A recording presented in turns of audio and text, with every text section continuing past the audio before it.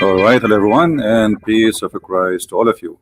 Uh, Happy New Week, and soon we have a happy Thanksgiving for those who live in America. But I advise all the Christians always to provide thanksgiving to the Lord, for He provides us with many good things. And remember, today, as usual, we are here to expose the cult of Islam, but we are not against Muslims. Muslims are people the Lord, He says to us, love them, pray for them. So we are here to help them, not to be against them. Remember that always, please. Now, the topic today is, what is the proof that Muhammad was a prophet? This is the question which is, very normal to be asked when anyone believes anything. What is the proof? And this is a Muslim website, so what we will read here is nothing to do with me, is what the Muslims give us. The text here is somehow is big. Let me see if I make it a little bit smaller. Here we go. This is better. All right. So what is the proof that Muhammad was a prophet? This is a question posted in September 24th this year. I'm curious. I read Surah chapter 6 verse 50. And this is Quran now. Say, Muhammad, I say not unto you that I possess the treasure of Allah, nor that I have knowledge of the unseen. This is supposedly the statement of Muhammad. So the person is asking, is that saying that Muhammad is saying he is not a prophet? Explain to me, please. So when Muhammad, he said in this chapter chapter 6 verse number 50, let us go there first. Chapter 6, and we will read Muslim translation as usual, so Muslims will not say we are making our own translation. You know them, they complain for any reason. All right, this is the Muslim Muhammadan translation. As you see in this verse, Muhammad, God speaking, saying to Muhammad, tell them, I have no knowledge of anything except what Allah told me. And actually there's here something very bad in this verse.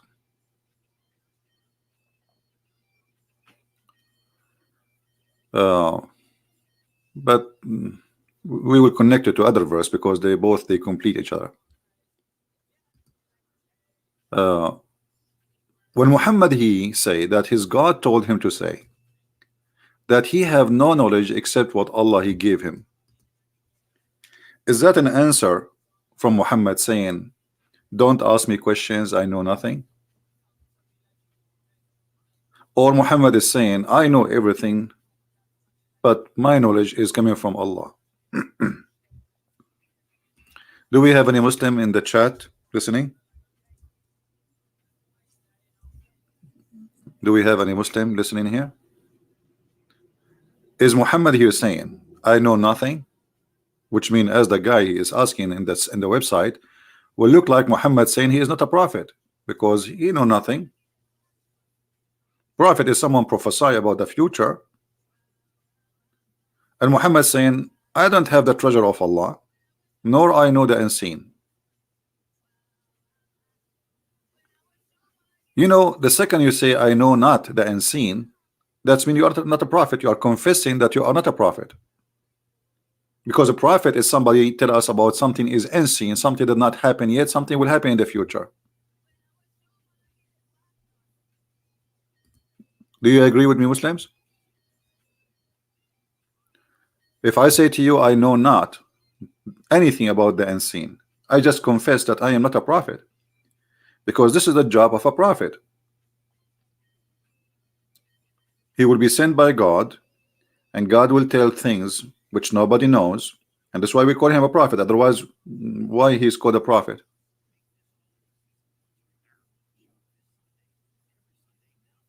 Any Muhammadan?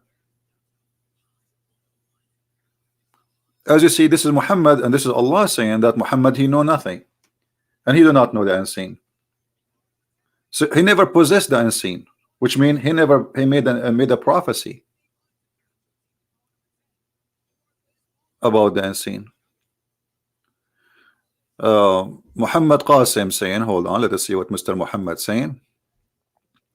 We will put his statement in the screen so people will read what Mr. Muhammad said. All right. The Arabian Prophet, it clearly says, but follow that which is revealed. He does not know himself the unseen. But you see, he does not know himself the unseen, but the second you possess the unseen knowledge, you have it. And when you say I follow,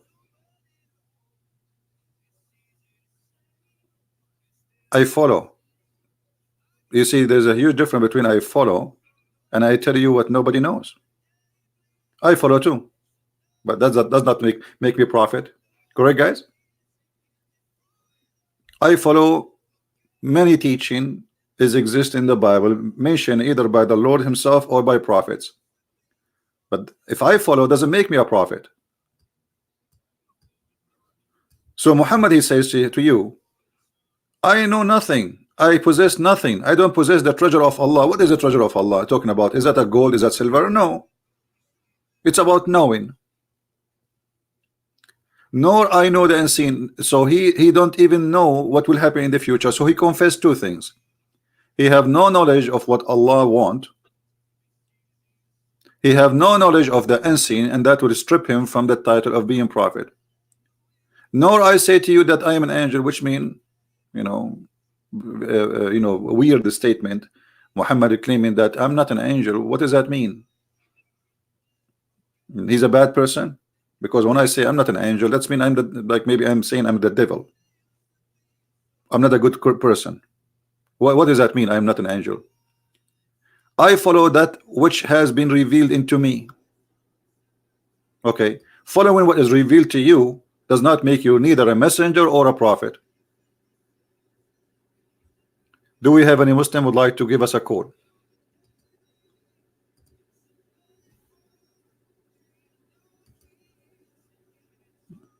Do we have any Muhammadan would like to give us a call? Let me open my Skype. Give me a second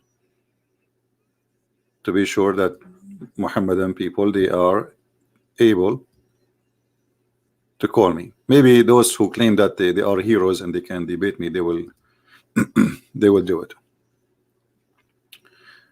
All right, we are live on Skype. And Muhammad, if you like to call us, feel free, my friend. Anyone? So it's very clear that what Muhammad is making here is trying to let us say push away any responsibility about him. I know nothing. I'm no one. I'm not even an angel. I do not know the unseen. What does that mean? It's mean don't go after me. So why you claim to be a prophet? It's like a teacher, he go to the classroom and he say, I know nothing.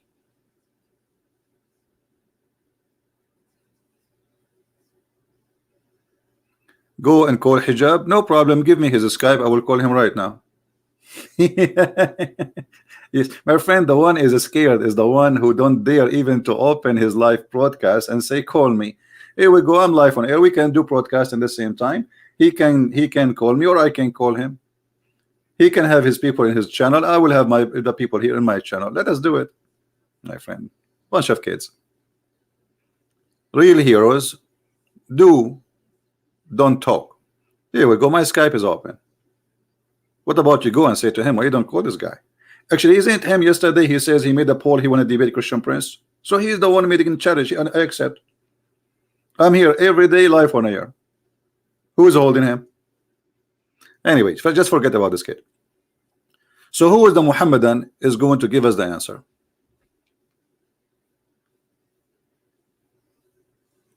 Any Muhammadan?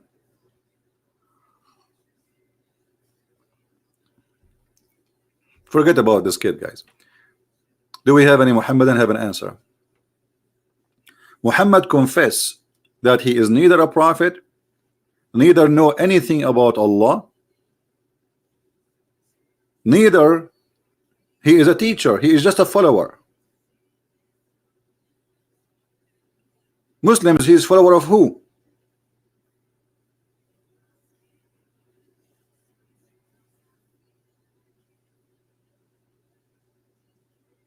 He is a follower of who? Any Muslim can tell us?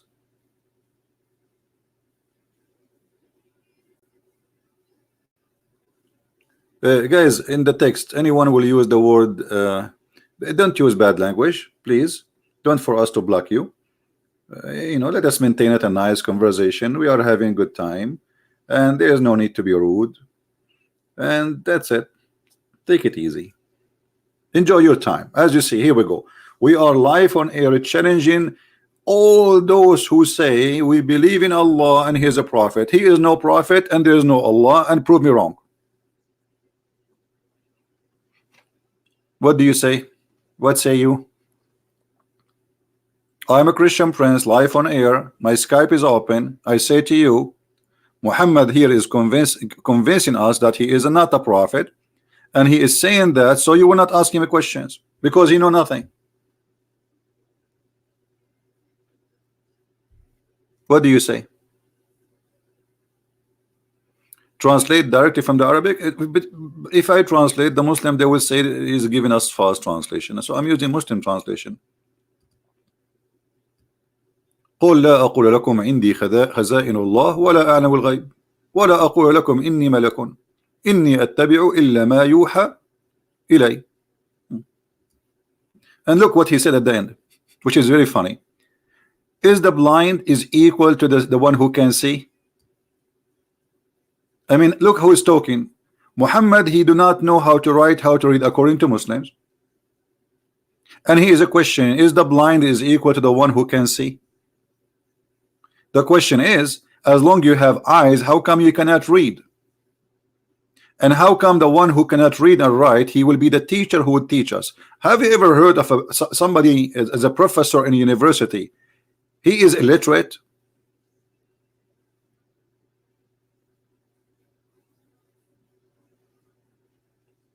Illiteracy. And he is talking about the blind and the one who can see. Are they equal?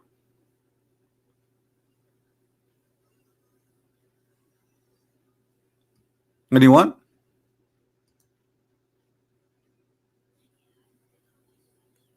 Okay, we have to go back then to the article, so maybe we can find some, as long there is no Muslim, no Muhammadan would like to call us.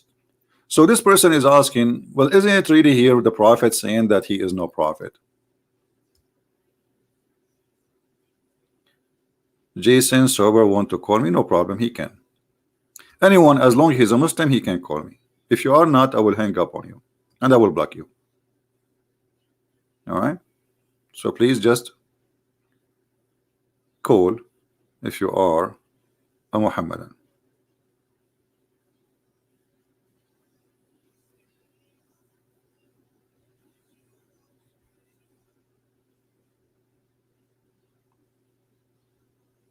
Anyone? And please don't send me links in Skype saying refute this guy and refute this guy. I do refute Islam. I don't refute guys. And don't send me text in Skype. So what I'm doing here? You think I'm making falafel? What refute this guy? What is more important than refuting Muhammad himself? What refute this guy and that guy? Now, if we go in the answer here, Mr. Mayin Khalifa, he is giving his answer. He said, thank you for the question and for concerning us about Islam. This is the name of the website, supposedly. Chapter 7 verse 157 in the Quran clearly state that Muhammad is the messenger and the prophet. Okay, hold on. I mean, okay, the guy is asking you why Muhammad saying I know nothing, and then you say to him, oh, well, there's a verse in the Quran clearly that he is a prophet. Question, where is the prophecy?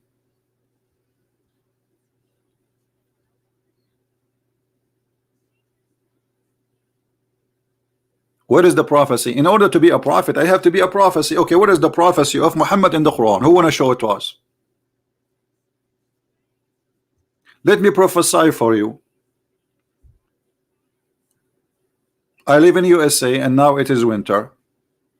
This winter we will have snow, and not only here in Alaska too. Here we go. I'm a prophet now. Let me make more unbelievable prophecy. Many women around the world this month, they will have their period. How I know that? That's astonishing.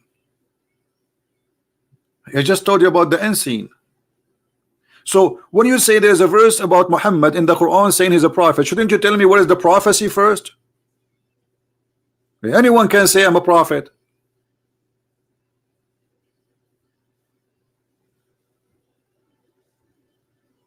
Anyone can say I'm a prophet. The problem is how you can prove it. So you are trying to prove to the guy that he is a prophet by saying to him there is a verse saying he's a prophet.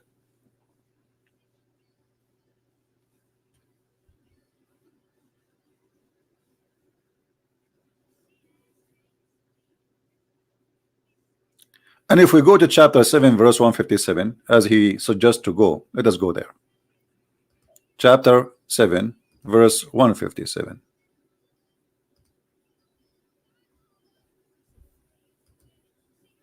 All right. I hope that will not hurt your eyes scrolling down.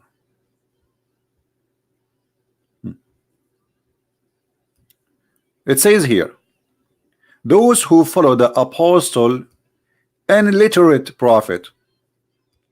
I mean, how you can call somebody a prophet and he is illiterate? Just to show you how this is a very weird, funny Quran. The Muslim, they say Quran is amazing. The second you say he is illiterate, it's mean he is unlearned. So how he learned from Allah but he is unlearned? Are you following, guys, with me? A person who is receiving his knowledge from Allah, how we can call him unlearned?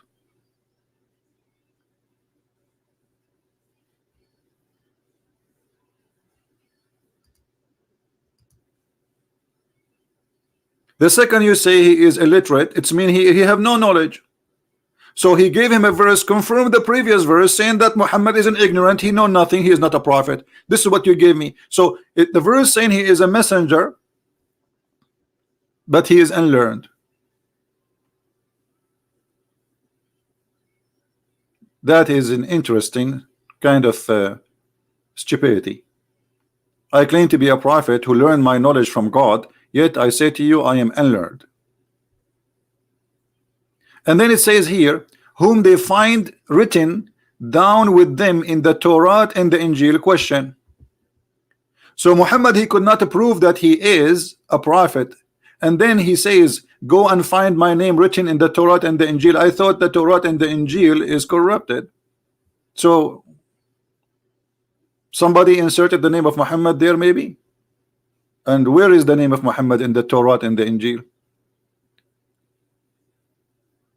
Where?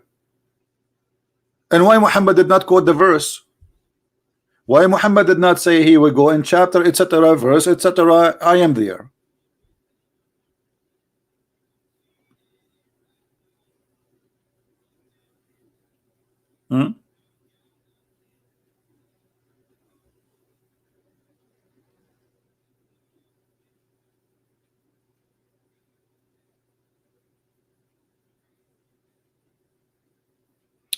Do you know that the real Israelis are the largest? My friend, just leave my. Don't stay here. I don't have a time for stupidity. How you are an African and you are Israelist? That's weird. Those are racist group. They have nothing to do with God. Don't change my topic and don't waste my time. All of those are racism a group. Jesus, he is not. First of all, you are an Israeli or not, that will not make you any different. That's very, very. This is telling you how stupid some people are, because Jesus, he came for all mankind. For God he loved the world, he sent his only begotten son. Not the Israeli, not the Hebrew, not the Jews, not the Middle Eastern, not the white, not the black, not the Asian, all the world. So when you say I'm an Israeli, so what? I mean, let us say for the sake of argument you are. Is that mean something you are like you have a rank now? Racism. This is the whole point. You're trying to be like I'm above all mankind. I'm an Israeli. But this is in your fantasy, my friend. I do not need to be an Israeli to be Christian.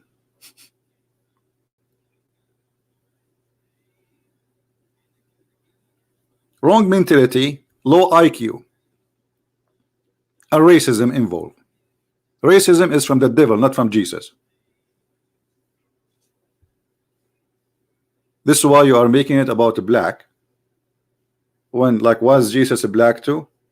And who care about if you are black or, you know, why you, I mean, just go to your devil and play with him. Time will come and Jesus will say to you, I do not know you, depart away from me, false people. Now, who is the Muhammadan is going to give us an answer? Let us see. Look like we have maybe something in Skype. If thinker, I think this guy, he called me before, but he's changing the name. Maybe let's see. Let's call him.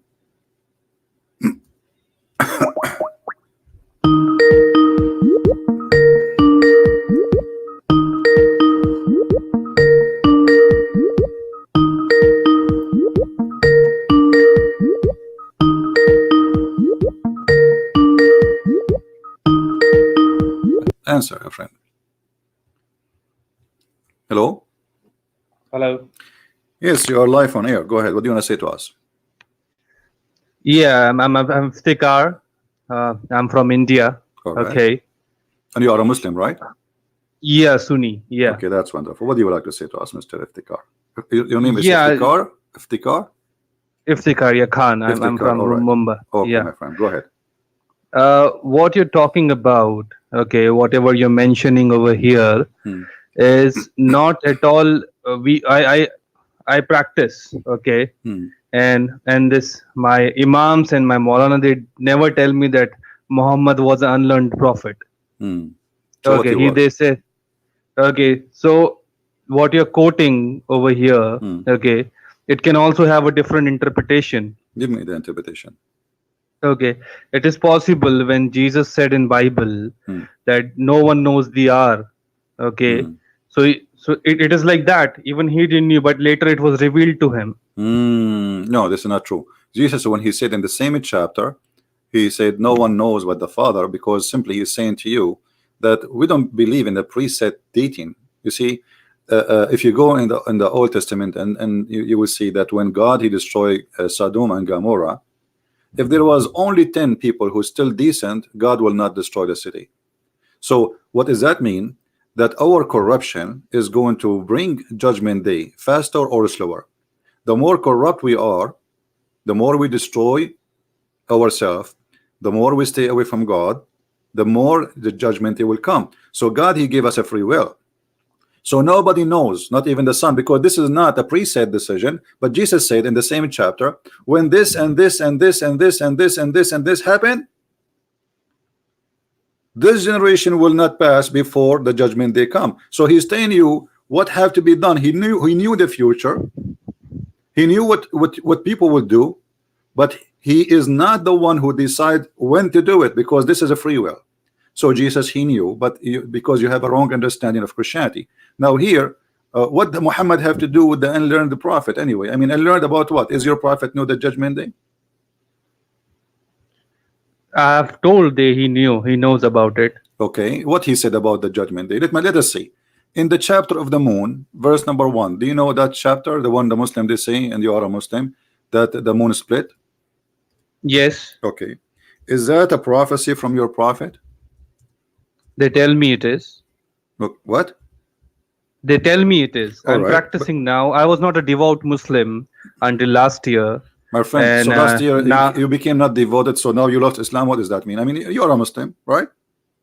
Yes, no, no. So Muhammad here, he made a prophecy. Muhammad here, he made a prophecy saying judgment day in the corner and the moon split. And neither the moon split, it was just an eclipse. And the judgment day did not come. But if you read it, even in your Muslim translation, I don't know what language you like to read. You can read in any translation you have.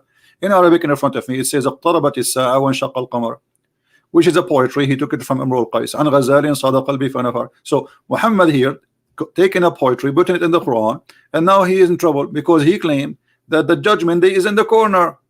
And this is not only in the corner, it started, the moon split. The sign of the judgment day is what? Is the moon splitting, the end of the world.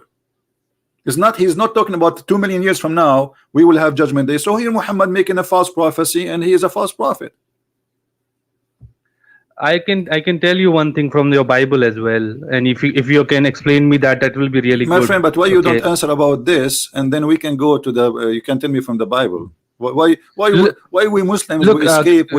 Your name is Christian Prince, right? Okay, but Christian see, Prince. we are talking. I'm not against you're what you're saying. I believe. Okay, I believe it. I'm reading. Okay, but you need to answer me about this. Okay, but no problem. Go, give me from the Bible. Oh, no problem. Go ahead. Okay, where there are, I have heard that there are some gifts of the tongue. You know, people can speak in tongue. Okay, and Paul said in somewhere, I don't know the chapter or something, but Paul said that it will be seized when the perfect comes. Okay, I've also heard in the Bible it is written the moon will turn red, and well, the moon turn red. Yeah, the moon turn red. This is but yeah. So how this is different than that? It is the same thing.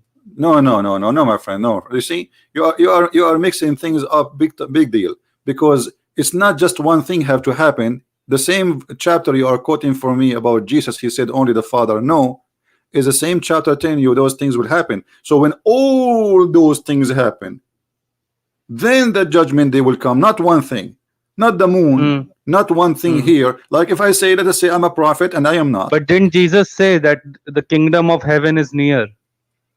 Because by accepting him, because he came to us. So that is 2000 years ago. Doesn't matter. Jesus, he said, whoever believe in me and die, he will live.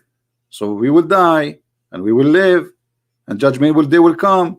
And he did not say, this is why he said, you are answering yourself. Jesus himself, he said, no one knows the hour but the Father, and then he told us what will happen exactly. So when all those things happen, he is not saying it's going to happen today, neither next week. He's saying when those things happen, the judgment day will come, and I will come with the glory of over the cloud. So the Messiah, he will come when those things happen, and I explained to you that already. So this is not a valid question from you, because this is already answered. But here we have Muhammad saying that the judgment day is near. Okay, forget about this. Where is the prophecy of your prophet in the Quran, which is true prophecy? He said about Romans. That, about the Roman? What about the Roman? Tell me about it. That the Romans, everyone, the Romans will be the majority, and the Roman will be the majority. Okay, is the Roman the majority in mankind now? I don't know. What is the population of Italy? This is Roman. Small country. So this is a proof that Muhammad, he is a false prophet, because when your prophet, he says a room the Roman will be the most biggest population of the mankind. He just confirmed to us, and I don't know, like, are you working against your prophet? Because I was going to quote this for you, and now you quote it for me. Look like you are working for a Christian Prince, are you? No, I'm not. Okay, so when you're a prophet, he says the majority what of about mankind, when Allah challenged my friend, you just said don't change topic. You said that the prophet said that the Roman are going to be the majority of mankind. Huh? Yes. Is that a true prophecy, or this is a false prophecy? I don't know. It is a prophecy for today or for Judgment Day. Okay, so what will happen? They told me so that what will happen now? The Roman, they are the only way for this to happen is to kill 7 billion human beings and forbid them from having babies, and letting only 20, 30, or maybe 70 million Italian have babies. You're making this up. No, you see, I'm not making this up, because you are the one who says to me judgment day will happen and the Roman will be the majority of mankind. So Muhammad, he is thinking, because the Roman at that time, they are the biggest empire, so what will happen? Obviously they will grow. He never expect them to die and to not to exist no more. So he is saying the Roman, they will be the major of mankind. How that can be? So Romans will be more than Muslims. They will be more than all mankind. This is what it says. More than Can all you show man. me? Okay, let me show you. Let me Yes. get the. And can you also show me? You're showing me from Hadith or from Quran? Well, my friend, isn't it you who quote this hadith for me?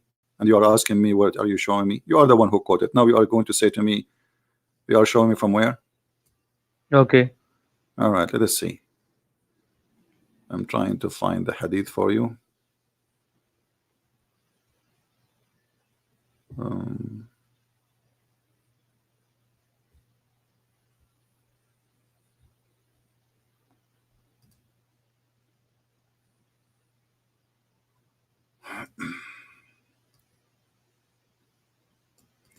Let us see this one here. Here we go. I heard Messenger of Allah saying, and this is Sahih hadith. I can't see one. Wait. I'm waiting for it. Saying the last hour would come when the Roman would form the majority amongst the people. Okay. And you are the one who quote this hadith for me. Okay, let me read this.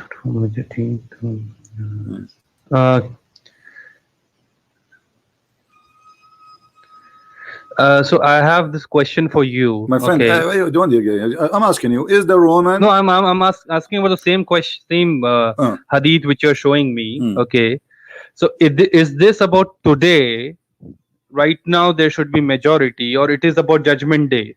Well, it's about Judgment Day, but obviously, you know, your prophet, he says that Judgment Day is near and nothing happens. So at the same time, the number of Italian people are not increasing. I mean, they are just a small, tiny 40 million compared to 7 billion.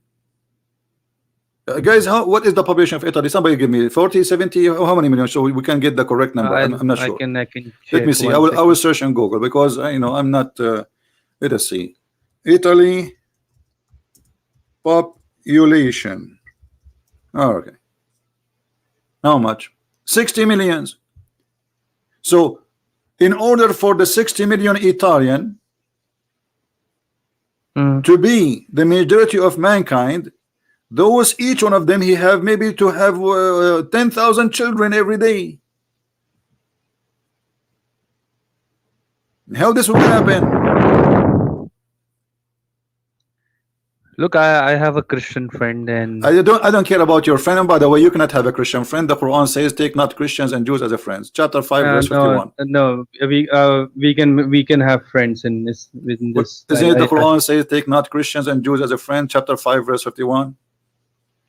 I get no. It talks about someone who's attacking us, and we are not supposed to be friends. Well, no, talking about kuffar, because those are kuffar. This is why Allah or Prophet ordered to kill the Christians and the Jews. So you mean to say that we are not supposed to even talk to them? You cannot take them as a friend. You cannot even take your family as a friend. Is that correct? Read for me. Read for me. Chapter 9, verse number 23.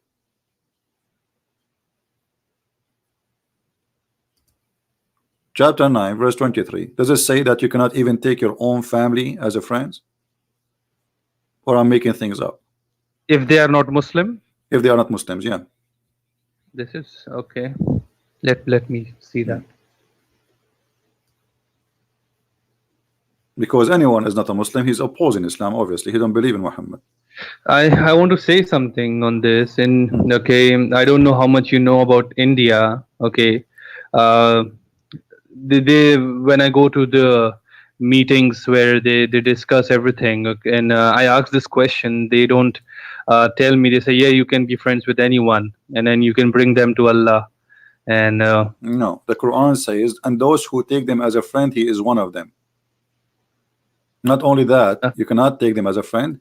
If you take the Christians and the Jews as a friends, and let me show you the verse, here we go.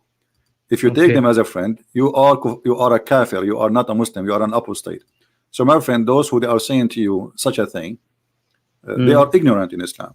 You see, I don't mind to have you as a friend. Why not? I mean, I like to take friends from everybody. You know, we are Christians, we love everybody. But I'm not saying to you, I don't like you to be my friend. I'm saying to you what your religion teaching. And there's a huge difference. Otherwise, if I see you sick in the street, I will be the first to help you, even if I don't know you. If I see you hungry, I will be the first to feed you. This is what Jesus said. This is what we have to do. So you are a Muslim, you are a Hindu, you are a Buddha, you are an atheist. Still, I have to love you. Then why So I'm asking Muslims you: does it say? why Does it say that the one who take them as a friend, he is one of them? Read it the verse for me. Chapter 5, verse 51. One second. Let me open it. 1 second.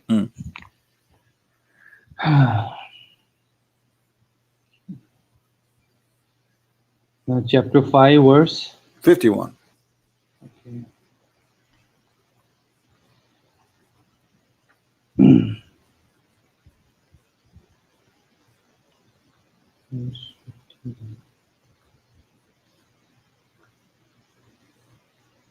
Okay. Oh, you have believed. Do not take the Jews and the Christians as allies.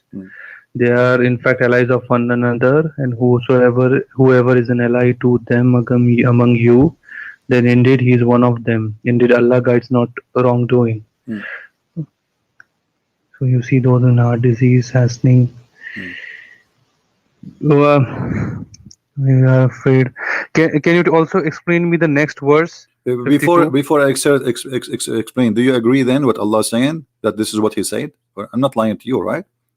If you take me as a friend, if you take me as a friend, you are one of us, so you are Christian. So thank you, my friend. You are Christian now. Thank you. I'm happy for you that you left the cult of Islam and you became a wonderful Christian. That's wonderful, my friend. Now look at this verse here in front of you. Do you see something stupid there?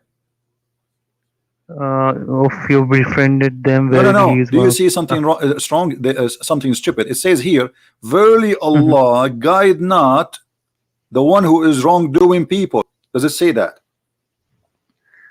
Guide not, verily Allah guide not a wrongdoing. I have a different easy translation. No problem. Read the easy translation. I like easy translation. Easy is my last name.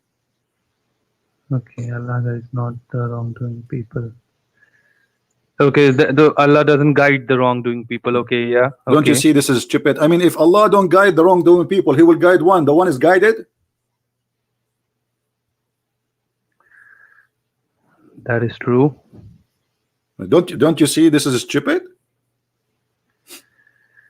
I always have these questions. Okay, regarding this, I go and ask them because I have some Muslims friends who keep telling me, that we can be friends with anyone. We are peaceful and everything. And till last year, I was not practicing all these things because I was, enjoying my life and everything. But last year I got serious about this, and now.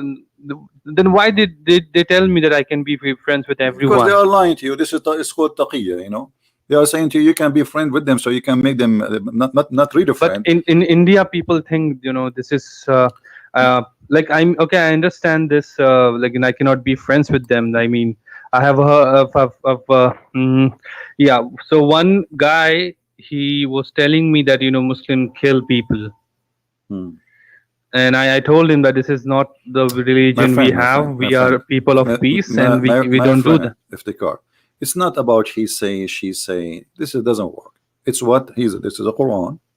So can you show me in the Quran where he tells to kill people? I mean, sure, chapter to kill. I will show you to kill the Christians specifically. To kill the Christians specifically. Chapter 9, verse number. Is there anything about like killing the non-believers? Yes, if they don't accept, but first, let me show you the Christians. Fight against those. Chapter 9, verse 29. This is specifically to kill the Christians. You see, the translation says fight, but in Arabic it says قاتلوا. قاتلوا is coming from the word قتل, kill.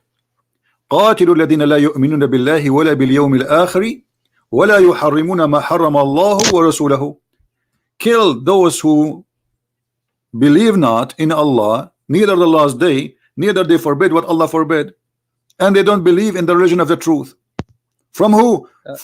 من الذين أوتوا الكتاب حتى يعطوا الجزية عن يد وهم صاغرون. From those who they are Christians or Jews until they pay the jizya with humiliation or they have to die. It is Surah 929. 1 second. Quran 9:29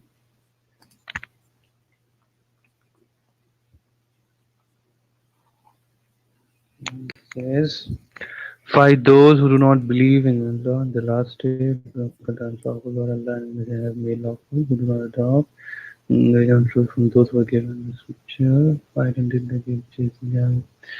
So he just says fight them. I mean, where does he say kill them? My friend, this is the translation. In Arabic, we don't have the word fighting here. We have word qatilu. Qatilu is fight to kill. Qatilu. Qatilu. The word qatala mean kill. Yaqtul, killing. Is killing somebody. Kill. Qatilu. Qatilu. You can ask anyone what qatilu. You can take it right now to the dictionary in Google translation. You see, qatilu is a word mean fight to kill. It's not just a fight, because we can fight by hands. We a man and wife maybe are fighting. So the word fight in English is very... I just checked it. It says kill or murder violently. Thank you. So it is kill and murder. Okay. So Allah is saying murder the Christians, murder the Jews, for they refuse to accept Allah teaching and his apostle. Either they die or they pay money. What kind of a prophet? If we pay him, we can... You see, look at this corrupt prophet. He is so angry because we are worshiping Jesus, not Allah. But if we pay him money, he have no problem. Okay, worship Jesus, no problem. You are protected now. Give me money. This is exactly what the mafia they do. Actually, the word mafia, the gang of the mafia in Italy, came from the Arab. After the Arab occupied Sicily and some territory in Europe, those, when the Arab they've been kicked out, the Muslims, the European, the bad ones, the criminals, they learn from Muhammad to do gang business. So they go to stores and they say, we protect you, pay us jizya. So Muhammad here is showing us the hypocrisy of a prophet, because what kind of a prophet? Let us say Muhammad is a religious man, he believes in Allah and nobody deserves to be worshipped except him, and there is no one have the right to do so, and I'm going to kill anyone who do that. Okay, how come if we pay him money he have no problem?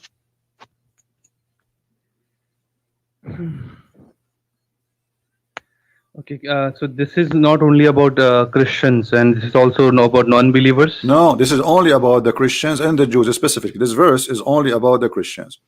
But it says in the same time, it says fight those who believe not in Allah, which means everybody, including specifically the Christians and the Jews.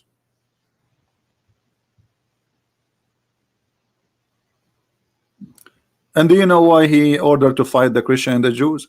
If you read the verse before it, you will see the reason. Muhammad, he ordered that no non-Muslim can enter Mecca.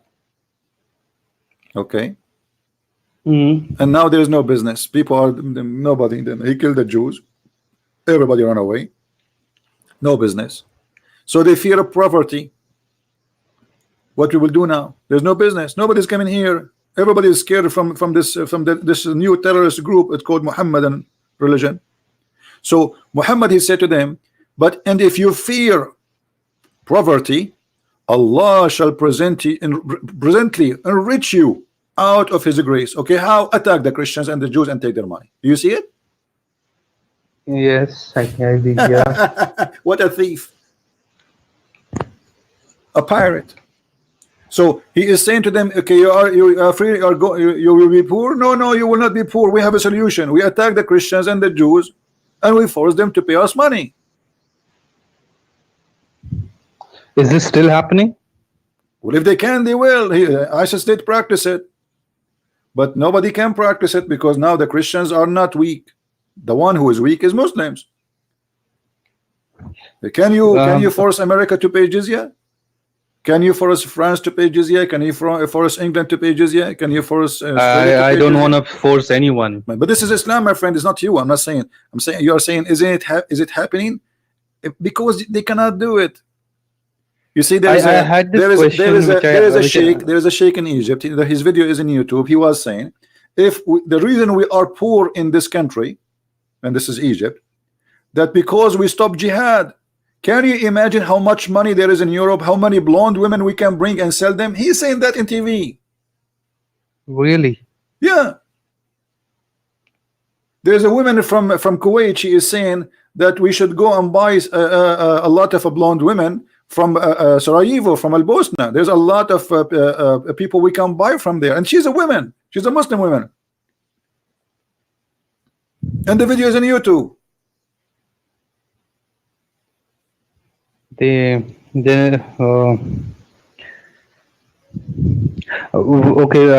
when the ISIS attacks happened, okay, I remember asking these guys, they are the Imams, and I asked them like why these people are taking the name of Islam and doing this, and they said they are bad Muslims. We are not supposed to do that. Was Muhammad a bad Muslim? No. Okay. Well, look what Muhammad said. You tell me what you think. This is what Muhammad said. Because when they say to you they are bad Muslim, that's mean they are not following the Prophet, correct? But the Prophet, he just said go and kill them and take their money. All right. And look, here we go. This is what your Prophet is teaching. So you are the best. Is doing. Listen, my friend. This is your Prophet. Yeah. This is your Prophet saying, reported by Abu Huraira. You the true Muslims are the best people ever raised for the mankind. Means the best people forever for mankind is as you bring them with the chains around their necks till they embrace Islam. Do you see it? The verse is not yet popped up. Take your time. I'm waiting. Yeah, narrated. So was Muhammad a bad Muslim or is a good Muslim? You true Muslims are the best ever raised for mankind, as bring them with chains on them. Which is this? Which translation is this? What do you mean translation? This is your Muslim translation. This is Sahih Bukhari, hadith number 80, book number 60. And if you don't mind, can I write it down? This is your Muslim website. Yeah, I will send you the link for you, so if you want. Here we go. I'll send you the link to your chat. But how it is possible that they give us a very different picture in India? My friend, Islam. Because you do not know the language, you don't have knowledge. They fool you, they lie to you. You see, it's allowed in Islam to lie. Muhammad even he says Allah, he will not take you accountable for your false oaths. So you can swear by Allah, saying anything as long you are defending Islam and the religion of Allah, it's fine. There's a video of a sheikh. He was speaking about how a wonderful Muslim he brought a Jew to Islam. How? The video is there, even translated in Memory TV. He was saying that there was a Jew. Obviously, this story, by the way, I believe it's a fabrication, but this is the mentality, just to show you. So there is a Jew who is neighbor to a Muslim, and the Muslim, he keeps saying to him, "Why you don't convert to Islam?" The Jew, he said, "Well, I like to smoke and I like to drink." The Muslim, he said to him, "Who told you you cannot drink and smoke?" The Jews, he said, "Really?" He said, "Yes. Convert to Islam." So the guy, he said Shahada, and then after he said Shahada, he said, "Listen, now you became a Muslim. If you practice smoking or drinking, we will whip you." He said, "But you just said to me I can." He said, "Yes, you can now. Before you became a Muslim." And the sheikh is talking about how amazing and smart this Muslim. It's a real story. Well, this is what he's saying. He claimed to be a real story. According to the sheikh in the TV, he claimed that this is a real story.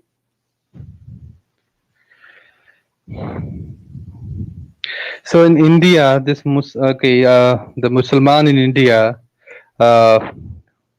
when this all is happening, and when they say we are not a part of it, they do all the nice food things around.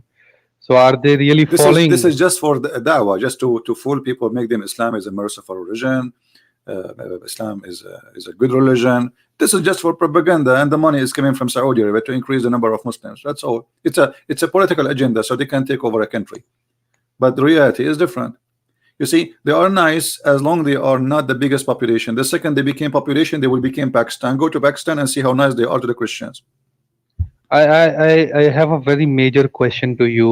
Okay, the triple talaq got banned in India, and we protested against that. Okay, I heard from the Imam it is a nice thing for a woman to have a choice, but I didn't understand what choice they have in that. Okay, so can you give me a little explanation on that? How it is a choice if the man is divorcing the women. That is what I said. Okay. Okay. Secondly, just to show you that Muhammad is a false prophet. If a man he divorced his wife 3 times, after that, what will happen? Do you know what is next? No, they just said a woman will have a choice, and they said something in Arabic. I didn't understand that. No. Okay. After the husband he divorced her 3 times, this is the practice. Then the man, that man, he cannot get back his wife back, even if he have 10 children from her, unless she go and find a new Muhammad and she sleep with him. She take off her panty, they do boom boom, and then after that, the other guy, he divorced her. Then the previous husband, he can carry her in the back of his truck. And this is in chapter 2, verse number 230. Verse number chapter 2, 230. Okay. 2 Al-Baqarah.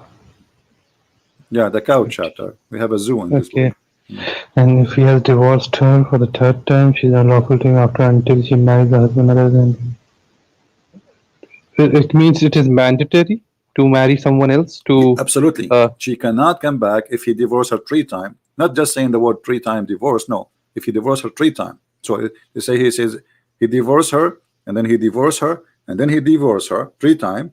She cannot get back to her husband unless she find a new Muhammadan, he marry her, and then the hadith says from your prophet that the new husband, he have to taste her juice, and she have to taste his juice. Oh, this is bad.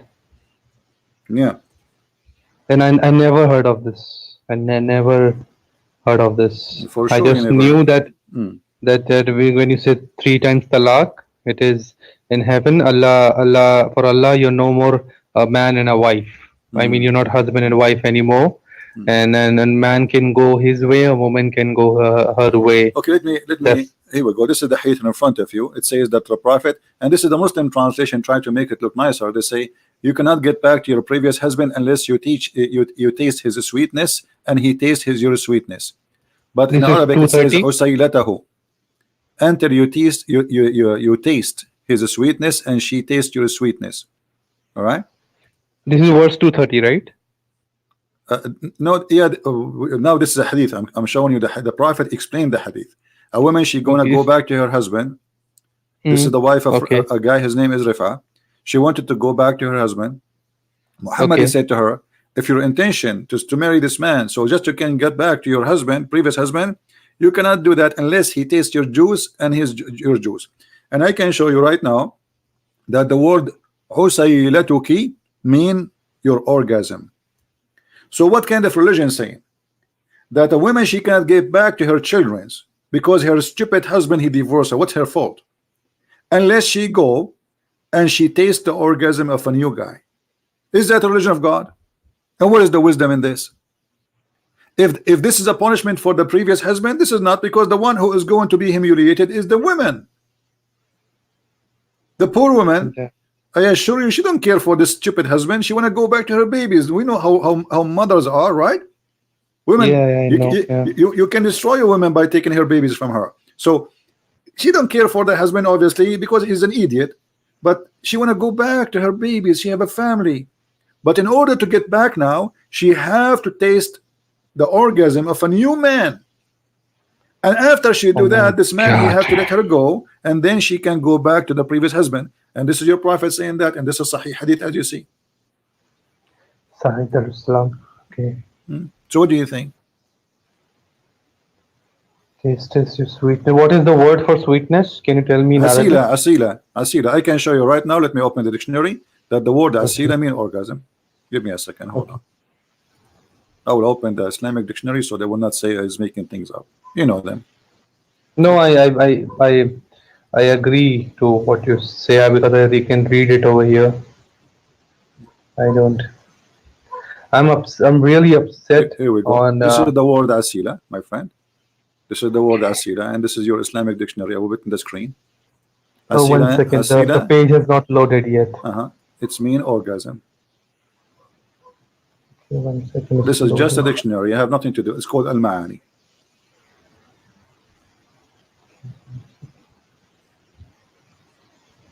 Oh my. All right. And why do they translate it in such a way? What they will get out of this by fooling people? What Well, they will get? always they lie in translation. And let me ask you another question. Well, Yeah. why the woman she will pay the price for somebody divorcing her? What about punishing the man? I mean, the man is the one who divorced her. She is just a victim. Secondly, let me ask you, who is the one who opened a school of Harry Potter to teach magic so the man and the wife will fight? Have you ever heard of such a story? No, no, not. Okay. Well, do you know that Allah is the one who opened a school for magic, and the purpose of this school so the man and the wife will fight and will get divorced? You mean like Harry Potter? Harry Potter. Here we go. This is a chapter 2, verse number 102.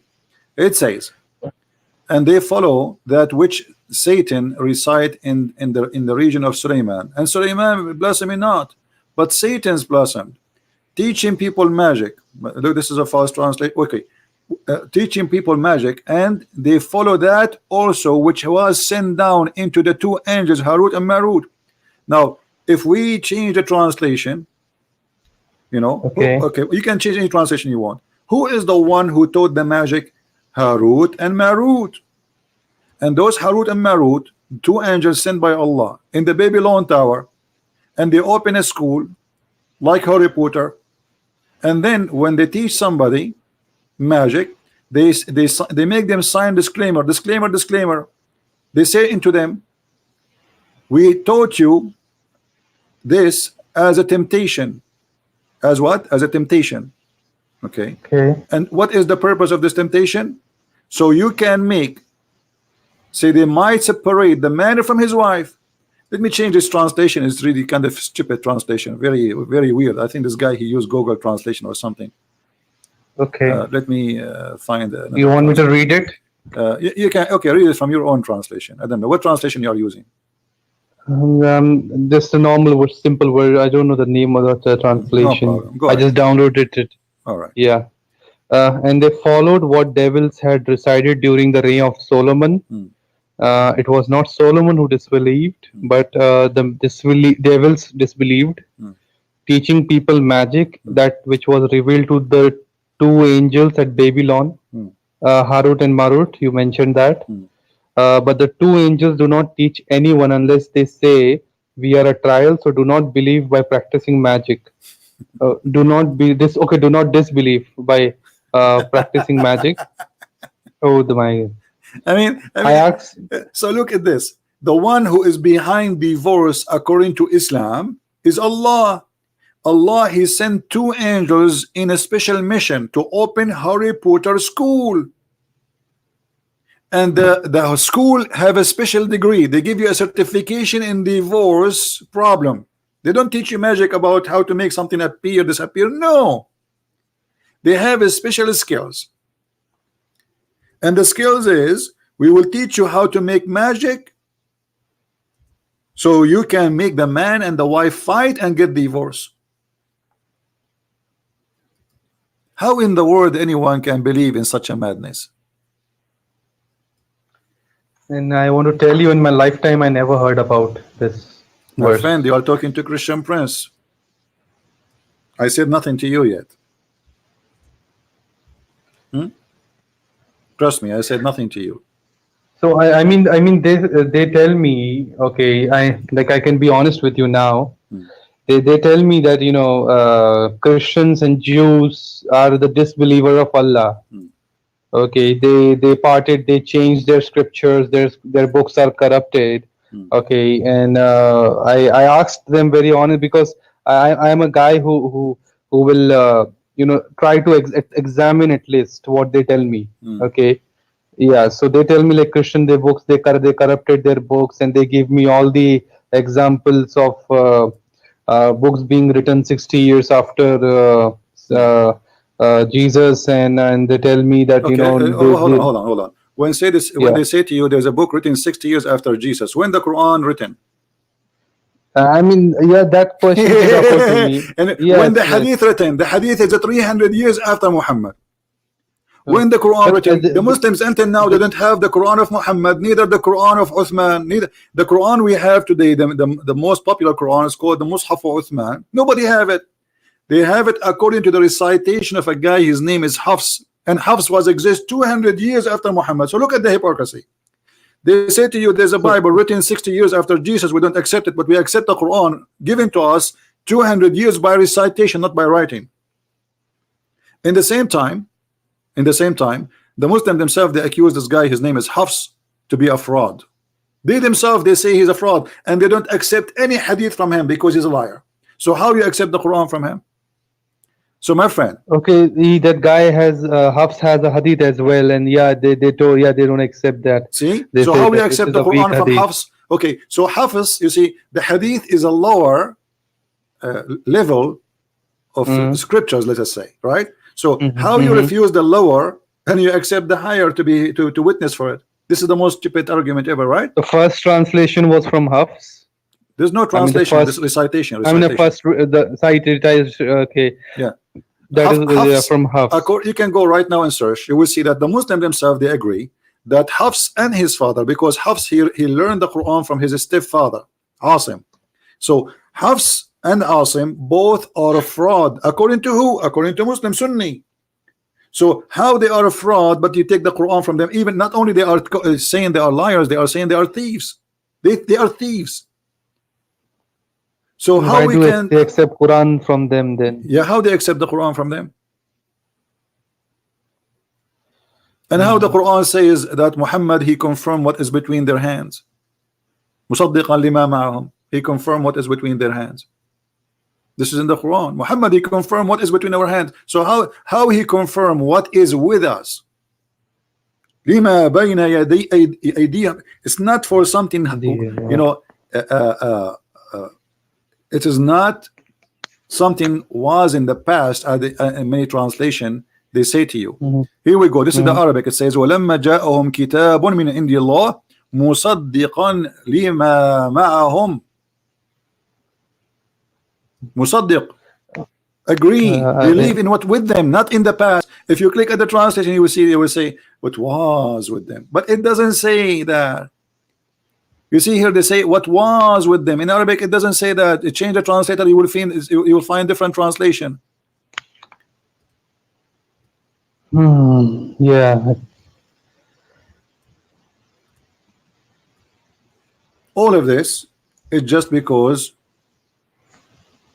And you know, do you remember the verse I showed you where it says, actually you are the one who says to me, Yes. that Muhammad is in the Torah, right? In the Injil. Yes. Okay. Yes. So if this book is corrupt, so how Muhammad is witnessing for it? Because when you say to me, my name is there, it's mean you agree with the book. I actually listened to Zakir Naik and his Zakir Naik and he's teaching a lot. Yeah. Okay. And I've been to his conference when he was here. Right now he's not allowed in India for some reasons. Yeah, so that's where he told that the Muhammad is mentioned in the Bible in somewhere. I don't remember the chapter. Prophet Muhammad admit in the Bible. I can code for you the verse, and I can prove it for you in 2 seconds. I mean, this is stupidity. No problem. But look at this. This is a chapter 2. This is a chapter 2, verse number 41, and this is the Muhammadan translation. Does it say, and believe in which I have sent down, confirming that which is with you? Okay. Which is with you? That means the Torah and the Injil, right? Sure. Yeah, he's speaking. He will go. He's speaking to the children of Israel. Remember my favor upon you, and fulfill my covenant, and shall fulfill your covenant, and me alone shall you dread, and believe in which I have sent to you, which is with you. Does it say that?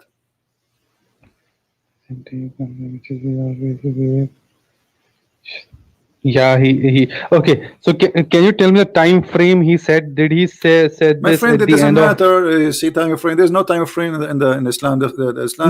No. What I'm trying to ask is, like Muhammad died in 1632, right? Okay. I'll read a little bit of history as well to understand this more clearly, to be more sure.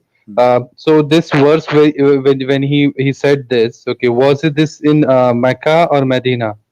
Well, you see, the Muslims, they have their own, let us say, schedule. They claim, but there's no confirmation of this. But anyway, we can go right now. You can go right now to Google, Okay. and you search for Quran according to Revelation. Revolution. Okay. Revelation. You know, Okay, and then you will see yeah. what the Muslims agree upon.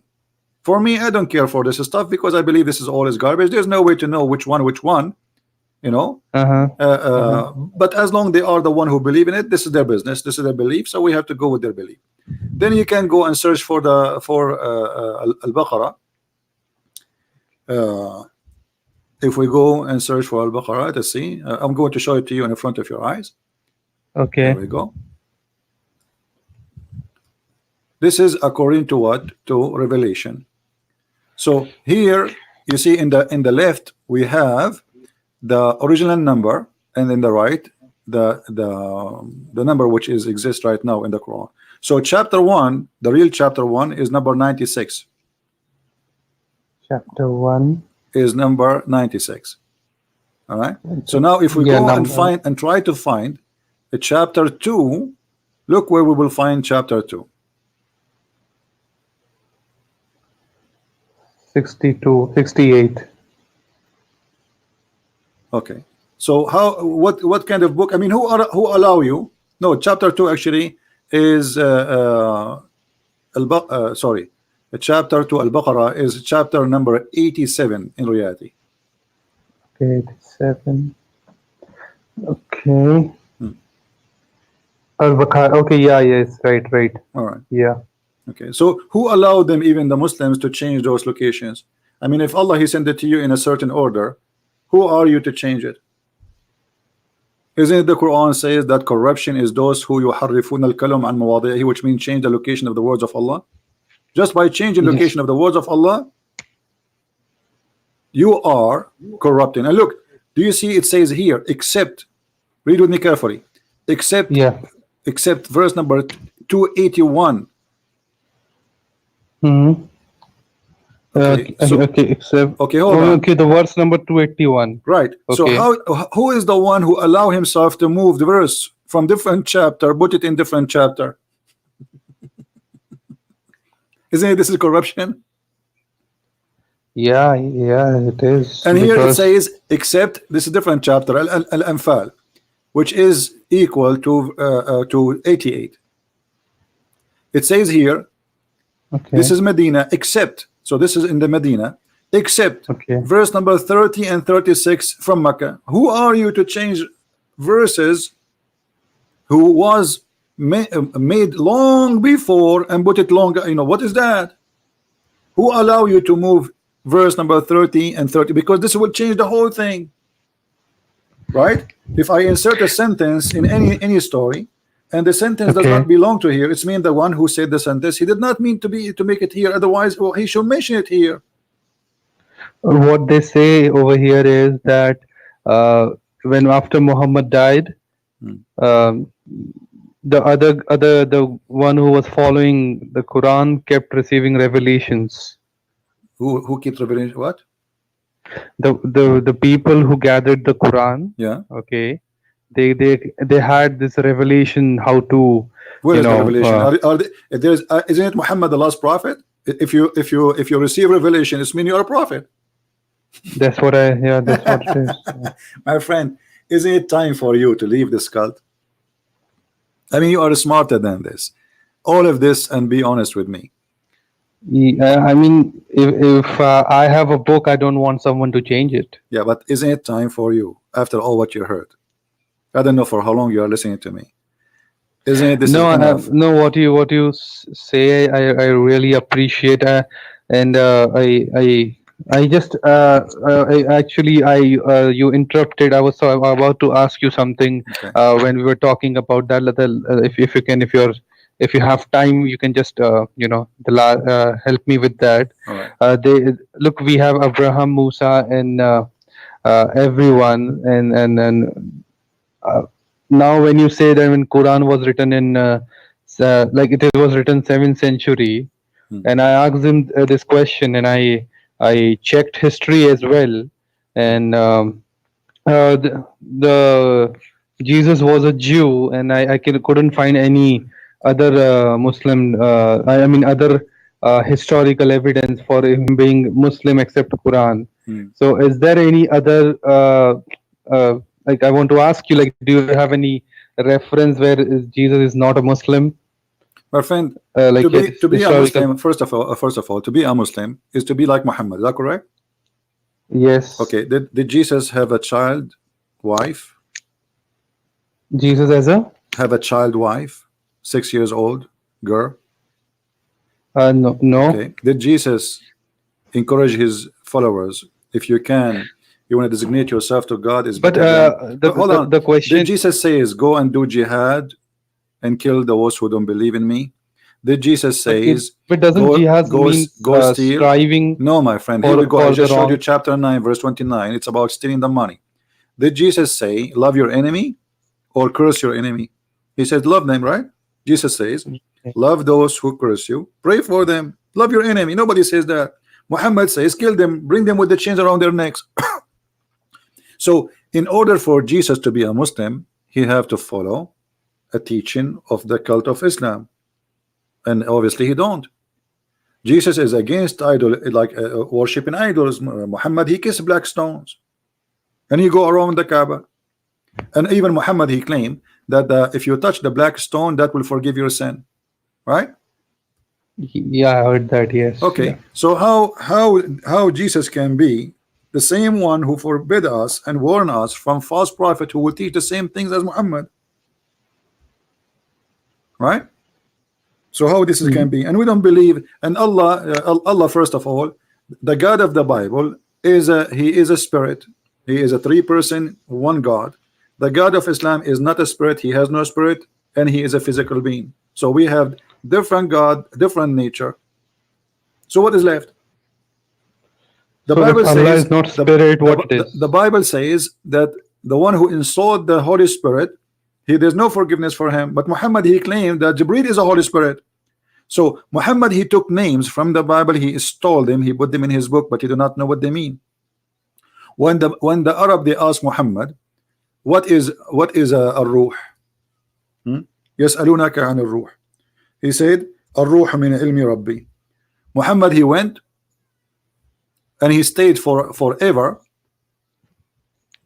without answer, and then he come back and he said Allah only knows. He do not know even what the spirit is. And they asked thee regarding the spirit, say, though the spirit is by the command of my Lord. What does this have to do with the question? They are asking you, what is the spirit? Okay. And then Allah, because Muhammad, he took him for long to answer, so he said, he claimed that Allah, he gave me a warning that I should not tell you, I will answer you. So, and if we listed, we could surely take away that which we have revealed into thee. What is that? And where is the answer? And then the verse after saying, and say to mankind and genie, come together and make Quran like this. I mean, how stupid this is. Okay, I have a book, it's called The Deception of Allah. I challenge mankind and genie to make a book like mine. But remember, if you copy my words word by word, that will be like mine, and that will be copyright problem. How you can challenge them to make a book like this? A book saying the sun set in murky water. But this is really I really find it stupid when I read all this. Exactly. So my friend, you're already out of Islam. I'm not going to ask you to leave now. You just said this is stupid. So Mr. Iftikhar, I'm so happy for you. So you decide to leave Islam, correct? Yeah, I will. Yeah. Thank you very much. I'm so happy for you. Praise the Lord.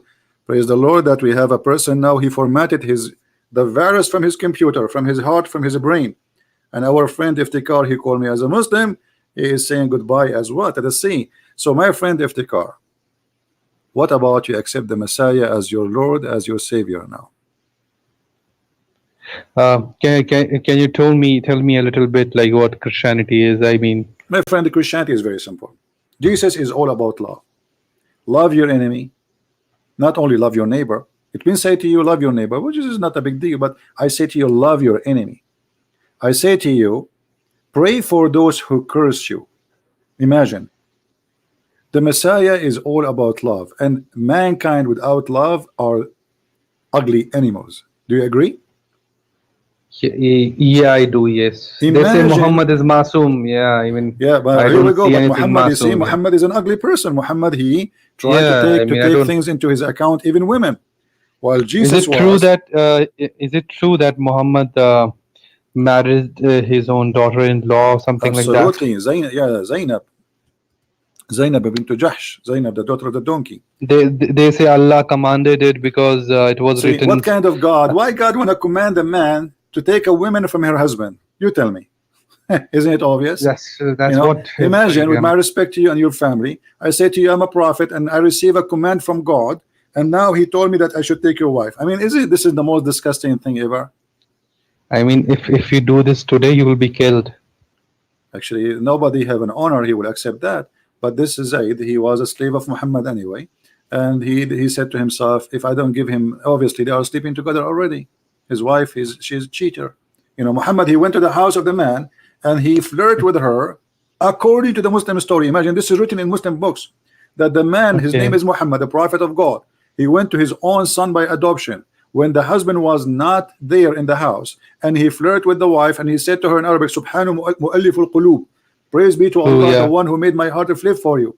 And then the woman, she heard it, and she told her husband, and in that interpretation it says fafatina Zayd. So Zayd, I got it, he want my wife and they are together. So he went to him and he says, Prophet, I don't want her, I don't like her. Muhammad, he said to him, and look at the hypocrisy, man. Muhammad, he just came to the house, his house, when he was not there an hour ago, and he was flirting with his wife. And now when the man, he come to him, he said to him, no, keep your wife, man, don't divorce her, keep her. Can you imagine? A second ago you were flirting with the wife of this guy, and then when the husband, he come to you, he says, I want to get rid of her. He said, no, don't divorce her, keep her. And then he made a verse saying that Allah asked him, why you don't tell the man that you want this woman, and I told you she will be yours? I mean, what kind of ethical cult this ethic?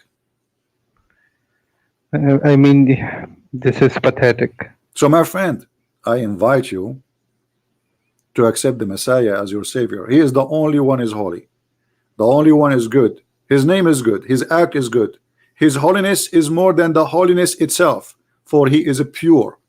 He said what he do, and he do what he say.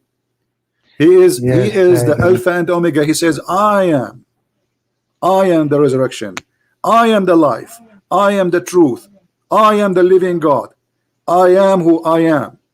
Everything by him and for him created, but because he loves us, he want to save us. So while Muhammad, he want you to die for him, Jesus, he died for us.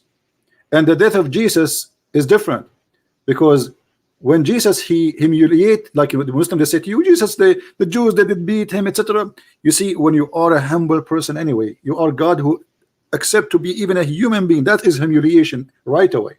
So Jesus, when he was alive, he washed the feet of his followers. I think you heard that before, right? Yeah. Imagine those people, they worship him as God, but he says to them, they said, Lord, what are you doing? They said, if you don't let me do it, you don't belong to me. So we have the Messiah who don't want to be a king when he is the King of Kings. This is why he says the master is the one who serve.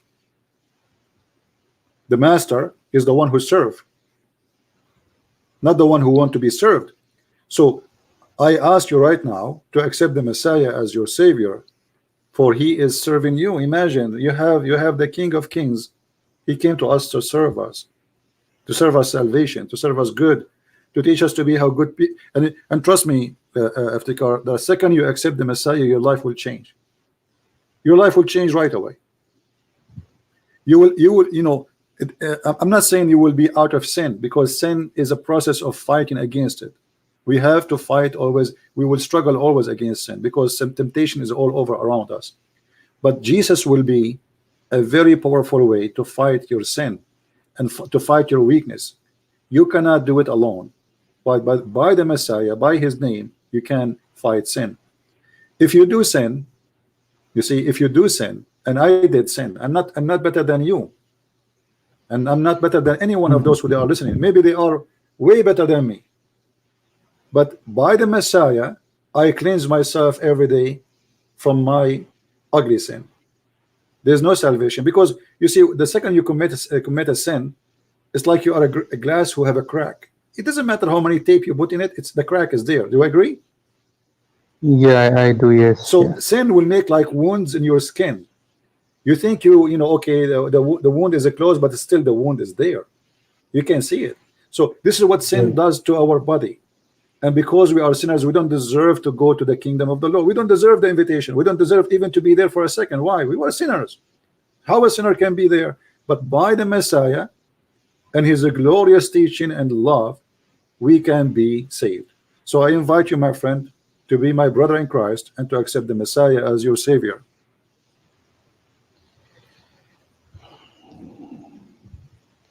I mean, if I leave Islam, will they literally kill me? My friend, first of all, you don't live in a country where the Muslims are in charge. Secondly, for me, do you know how dangerous what I'm doing now? Can you I'm imagine sorry. can you imagine how dangerous what I am doing right now? I mean, I never. Where are you from? I never knew. I'm an Arab. I'm an Arab. But do you Oh know my how God. but do you know how dangerous what I'm doing right now? Do you know how many Muslims around Yes, the yes, world they hear I what know. I Yeah. so I don't care for me, because we will die once, and salvation is what we care for. The Messiah, he says, don't worry about those who destroy the body, but the one who destroy your soul. So your Wow. soul, my friend, is the one to be saved, and you will live as you know. You see, fear is our enemy, because when you have fear, anybody can conquer you. Have you ever seen That is true. a lady who saw a cockroach and she jumped in the top of the chair? Yeah, yeah. I have Okay, a lot this is of because times. of Yeah. fear. I mean, this is fear, but this is a stupid cockroach. He cannot kill you, he cannot hurt you, right? But because we have a fear we have a phobia from such an insect, so we jump like crazy. And this is like you see in the cartoon, like a little rat, he scared the elephant. So if you, a person who have a fear, a little rat will scare the hell of you. But if you are a person who is with Jesus, fear is not in your heart, and no rat can scare you. That is a beautiful thing to say. Yeah. So do we accept the Lord, my friend? Yeah. Yeah. I mean to that, hallelujah. Hallelujah to our friend from India. He called us as a Muslim, and then he decided today to accept the Lord as his Lord, his Savior. Praise the Lord, and praise the Lord for sending us such a gentleman who decided to leave Islam, and now he will be a light for his family. He will be a light for his community. He will be a light in the darkness of the darkness. Pray for him, my friends, all of you. Pray for our brother here, so he will be a lighting tool for the Lord and the people of the Lord. For the Father, he sent his only begotten Son, because he loved the whole world. He don't love the white, he don't love the black, he don't love the Indian, he loved us, all of us. There's no ethnic, there's no color, there's nothing. You are Asian, you are black, you are white, you are a child of God. And today, my friend, by accepting the Lord as your Savior, you are a child of God. You have a crown in your head, nobody have, just given to you. The Bible says a happiness in the kingdom of the Lord will be for one soul is saved, and that is you, my friend. Can you help me in one thing, Christian Prince? Sure. Yeah. I have a lot of people here to answer for my decision. Okay. And there are some topics, if you have time, No problem. where I what you told me, I wrote it down. Okay. And with proper context of what you've told me in the translation as well. I have a few questions. If you have time, if you can answer I that, am here. that I'm here to serve you, my friend. Tell me what because do you I, want. I have to answer I these understand. people, I understand. because they will ask me Okay, questions I like this, understand. and they are not very easy to talk to. Okay, Mhm. and that is also very true. Okay, so I wanted to. The first thing I asked you was, like historically, I couldn't find that Jesus was a Muslim, and Abraham and everyone and anyone before Muhammad was a Muslim. So I want to know, because you have good knowledge about this, and you have studied this, and you have like better understanding. Hmm. Can you tell me if there was any Muslim before Muhammad? My friend, Islam is not a religion. Islam is a collection of beliefs, and I will explain to you in a very simple way. If you go Okay. in this verse in the Quran, I don't know if you can see in the screen, maybe it will take time, but you will see Uh-huh. this, which is proving my point. Muhammad, in the beginning, when he was a weak person, he said, Mm-hmm. and this is why I told you I don't believe in the order the Muslims they come with. Look at Mm-hmm. this verse. It's chapter 2, verse number 62. It says, verily those who believe, and those who are Jews, and those who they are Christians, and those who they are Sabians, and whoever believe in Allah, they will go to heaven. Okay, hold on. Who is left? What?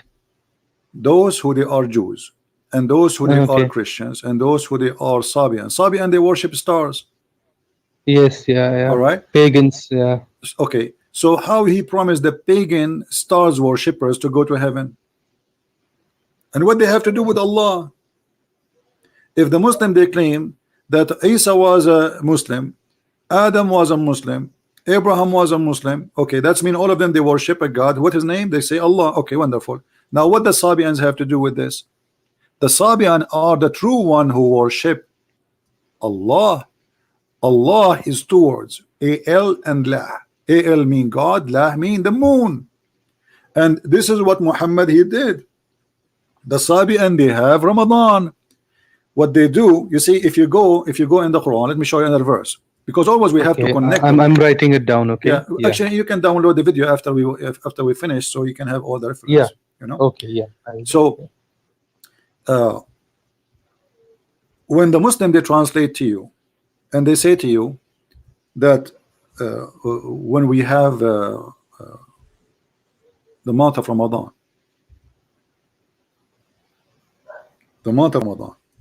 what they translate for you, they say to you that the Quran say that those who witness the month of Ramadan, but the fact it does not say the month of Ramadan, it says the moon of Ramadan. In the translation here they say the month of Ramadan where the Quran was given to Muhammad. Okay, and then Okay. it says and those who witness the month, but the verse doesn't say the word month, it says the word shahr. Shahr in today language it mean month. This is true, but in the time of Muhammad the word Okay. shahr is not an Arabic. This is an Aramaic and a Hebrew, which mean the moon. You can go right now to any Hebrew dictionary and say the word shahr. The word shahr is a moon. So whoever of you witness the moon of Ramadan, isn't it this what the Muslims they do? They witness the moon. Yeah. And the Eid. Yes. Yeah. Thank you. So Yeah. whoever of you witness the moon, who is the one who witnessed the moon? This is the Sabian. The Sabian, they used to go from the city of Haran Okay. and they celebrate the first moon fasting, which means they see the moon, they start fasting, and then they move to different city waiting to the moon, and they believe this is a new moon. You see, there's a moon, it's called the moon of Ramadan. I don't know Okay. if you're getting my point. Like we have many bowls. Yeah. This one Yeah. is Yeah. called I the bowl know. Ramadan. This one is called, so in the moon of Ramadan is when we start fasting, Yeah. and then when we receive the new moon. And why they think it's a new moon? Because the moon changed its shape, right? Yes. Yes. So they think there's a new moon is coming. So this moon is gone, and this is the new moon is coming. So when we see the crescent moon, it's a sign when you see other crescent moon, and then the moon start changing and became perfect, etc. And this is how they fast, and this is how they live, and this is exactly they took it from the Sabian. And you will see that Muhammad in the beginning he was fasting the fast of Ashura. Okay, Ashura, according to Aisha, it was a fasting of the pagan. Oh, How Muhammad from is Aisha. fasting the fast? How Muhammad is fasting the fast of the pagan? Why? Any Muslim can tell us why he's fasting if this is the fasting of the pagan? And then when Ramadan come, Muhammad he switched from Ashura and suddenly he wanna switch to Ramadan. Where was Ramadan before? Isn't it Muhammad he have the, you know, look at this. Muhammad he have the Quran in Ramadan anyway, supposedly, and he did not have the whole book in it. He have supposedly the first verse. So how you can say the Quran came to him in Ramadan? Secondly, why he is fasting the day of the Jahiliyyah? Read with me carefully. Okay. Narrated from Aisha during the pre-Islamic period of ignorance, the Jahiliyyah before Islam, Quraysh used to observe the fasting of the day of Ashura. Okay, you tell me what Muhammad he shared with the Arab pagan fasting the same fasting. So this is the same practice. It means. This is what I say. It's not me.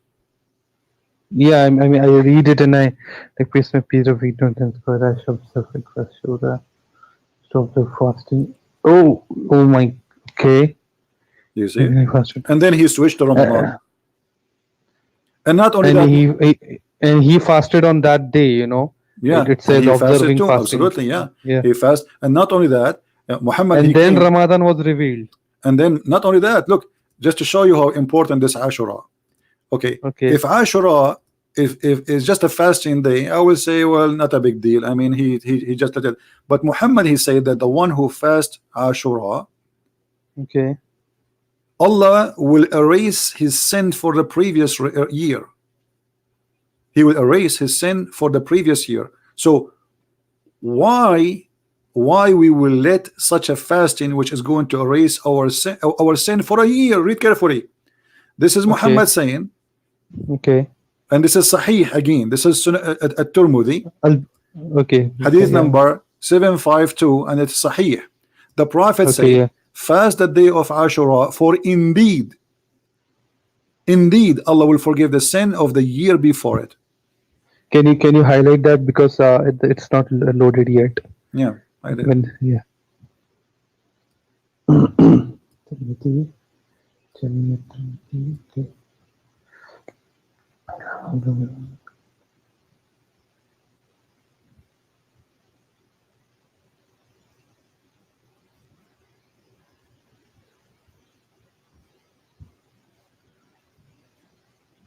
It is okay, the fast of the day.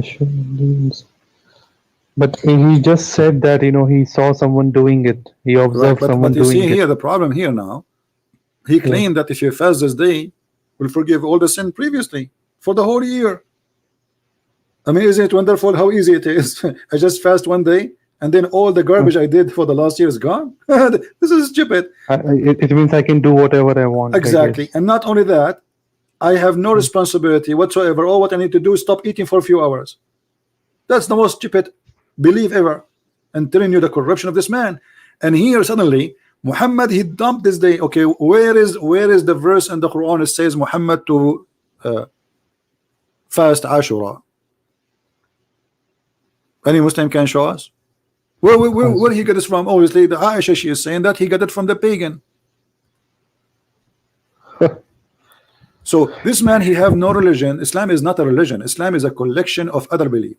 Some from the Christians, some from the Jews, some from the Sabians, some from the Hindus. The black stone from the Hindus. The Hajj is from the Hindus. Showing your shoulder the same as the Hindu. Shaving your head around when you go around the Kaaba the same as the Hindus. This is always a Hindu practice. The close of the Hajj, all of it is a Hindu. And not only that, Islam, because it's coming. Have you ever heard the Muslim saying to you that Adam himself came from India? No, I have not heard We that. can search it Adam. right now and Adam, go. you mean Adam? You mean, right? Yeah, Prophet Adam, supposedly, according for them, he's prophet. I don't know Yeah, who it's prophet to who. I mean, this yeah, guy, he's a he just prophet. he Yeah. have his only his wife, and he will be prophet for who anyway. So he Indian himself, Adam, he's an Indian, and that explains a lot of things. The Kaaba, the black stone, the Shiva, the private part, which is the black stone.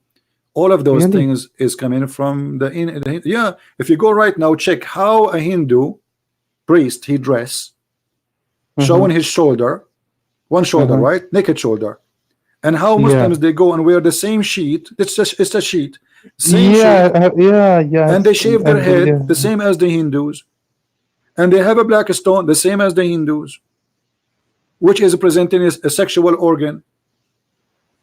So Islam is a collection of, and not only stories that, from even the Muslim books confirm that the Arab they used to practice sexual belief around the Kaaba.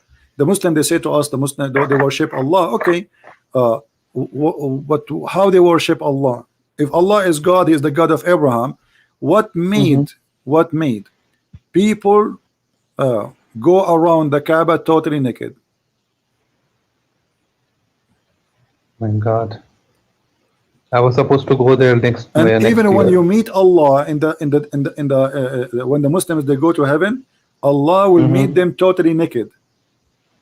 All of them. What naked? All the Muslims will be naked when they go to Allah. But look at this here. Okay.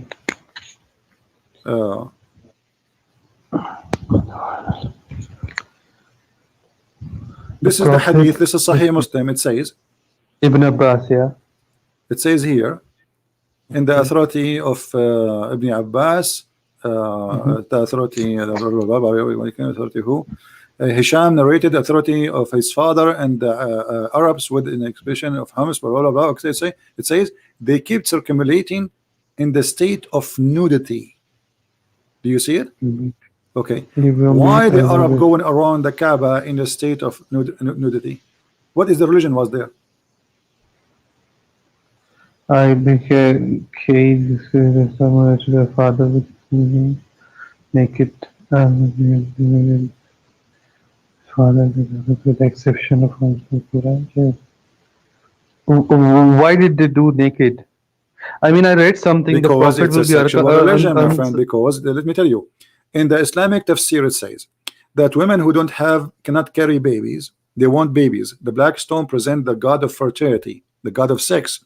So what they do when the woman she have a problem to have babies, or any woman she want to get babies, she go to the Kaaba when she have her menstruation, and this is why then she touch her private part with the blood coming from her private part, and she's naked, and then she place it inside the black stone, and then the husbands they come after, or the men, and they wrap their private part in the black stone, and that will make them later have babies. That is the Islamic practice. I mean, tafsir or Bani Hadith. My friend, I can show you. I can show you as an example here. Let's see the part about. I just have to write it down. Yeah. That's why I'm asking you. Yeah, no problem. I will give you even the link so Muslims cannot say. Because it is very challenging what you say, and I whatever you told me till now, I appreciate that. Yeah. I am here to challenge them, as you see, live on air. I'm not here speaking because I will make my friends, Muslim friends, watch this video as well, because we believe in the same thing, that we have to be peaceful, we have to good with others, and well, I wish, my friend, I wish this is the true Islam. I truly wish. Trust me, I truly wish. Okay, here we go. This is I'm going to show you on the screen. This is an Islamic website. Okay.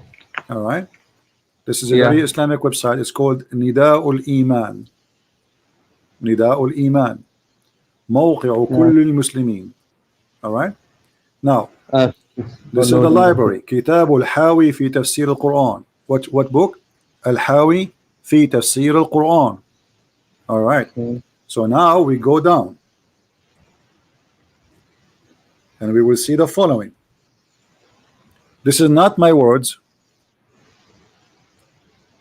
You don't speak Arabic, but no problem. You can use Google Translation. I can give you the link. It says Yeah, here. if you can. Here we go. I will give you the link so I don't forget later. Yeah. I cannot post it in YouTube because it have Arabic words in the top. You know what I mean? The YouTube Yeah, became I very long, understand. and YouTube will not accept it. But here we Yes. go. This is the link. You have it. It says they are talking about the building of the Kaaba. وقيل بناه من 5 أجبل طور سيناء وطور زيتا ولبنان والجود etc. So they are talking about the building of the Kaaba, which is made by supposedly Ibrahim, and he is saying this is where it's built from. And then it says وجاءه جبريل بالحجر الأسود من السماء, and Jibril, he came with the black stone from the sky. Okay. And it says وتمخض أبو قبيس فانشق عنه. Abu Qubais is a little tiny mountain, or let's say hill, close to the Kaaba in Mecca. And it says وقد خبئ فيه أيام الطوفان. So the mount of Abu Qubais, he delivered that stone, he swallowed it when there was the flood of Noah, and then he spit it up from the mountain, and it was hiding inside it, and it used وكان ياقوت بيضاء من الجنة, and he was white pearl from heaven. And but when فلما لمسته الحيض في الجاهلية اسود, but when the blood of menstruation touched it during the time of Jahiliyyah, which means the pre-Islamic period, the black stone became black. Because of the blood. Because of specifically the menstruation of women, not blood only. It says al-hayd. Anyone who speaks Arabic, he knew that. What hayd means. And then why do they say that, you know, it takes your sin away? I mean, yeah, this is what exactly, because those women, my friend, those women who they are touching their private part with the blood, and they put it inside the black stone, they believe because they did something wrong to the gods. This is why he is not letting their private part carry a baby. So what they do, what they believe, that by touching that black stone is like giving their blood to the black stone. The black stone is the hand of God, which is going to bless their vagina, and then they will carry a baby. So it's a way to get rid of your sin and receive the blessing of the God of fertility. That is pathetic. And as you see, this is a Muslim translation. I mean, this is a Muslim interpretation. I have nothing to do with it. This is the book of because there are people who don't understand this language. You know, they come and give stories, different stories. Well, for me, they cannot play it at the game with me. They can say to you, you don't know Arabic, etc. And you know, anyone who speak Arabic here who is willing to call us and read what I'm saying, who is in the chat, he is a Muslim, he speak Arabic. He is willing to call me right now. I'm proving that I'm lying. Who want to do that? Mayday, mayday, mayday. Anyone he say yes, I'm a Muslim in the chat, give us immediately your Skype and we will call you immediately. Actually, I think there's somebody, he is a Muslim in the chat already, and he is trying to contact me. Maybe let us see if he is there. Maybe he can read for us. No, there's somebody text me. Kindly call this Skype ID below. Ibrahim, there's a guy, his name is Ibrahim. Let us see if this guy, maybe he can do that. Any other question, my friend, you want from me? There are, like, you know, I just decided to go away from this, you know, and there are a lot, but I see you are a busy guy. I mean, you have. No, my friend, I'm not busy. You can answer me later. I'm not busy, my friend.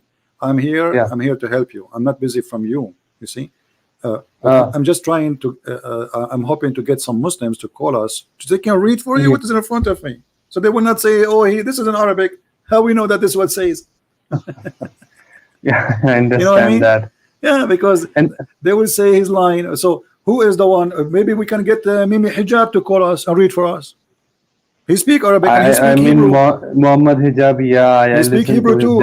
Elijah mean God with us. I mean, the way he debates Muhammad Hijab, I don't appreciate that, because you cannot insult someone who is, you know, on an academic level. I have seen his debates with the guy, Christian guy, I don't remember his name. Trinity, some topic. I don't really know. Yeah. Yeah. So I saw that he was making fun of him and everything. I mean, this is not a right. It's academic level. It's just, I mean, those are doing business. Those are not. They don't know what they're talking about. None of those people. They hear, they are a bunch of kids, and YouTube is a great opportunity. They don't have jobs. This guy, he lost his job, and he is trying to make some business. That's the story. But anyway, Yeah. can you prove your deceiver? But I don't speak Arabic. Okay, Muhammad Qasim, he can prove my deceiving, so I'm going to let him call me. What do you think, my friend? Do you want to hear Muhammad Qasim? You want to call me? Yes. All right. Wonderful. Well, Wonderful. thank you, and may the Lord bless you. And we are happy that you accepted Christ as your Savior. And feel free join the chat if you have a questions, and Yeah. I will be happy to ask you. Thank you. If you can get some time later, we can have just a small discussion. No problem. Anytime. No problem. Okay, sir. Thank you so much. Take care. God bless. Bye. Hallelujah. Here, our friend, he called as a Muslim, he hang up as a Christian. What do you want more? He is saved. Now let us call Muhammad Qasim, who said he can expose my lies.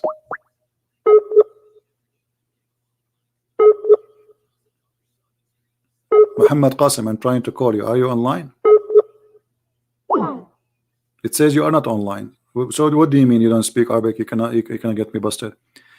Am I lying? It says there that the women of blood from period made the black stone black. Yes or no? And why you are not online? I thought you want to speak to me.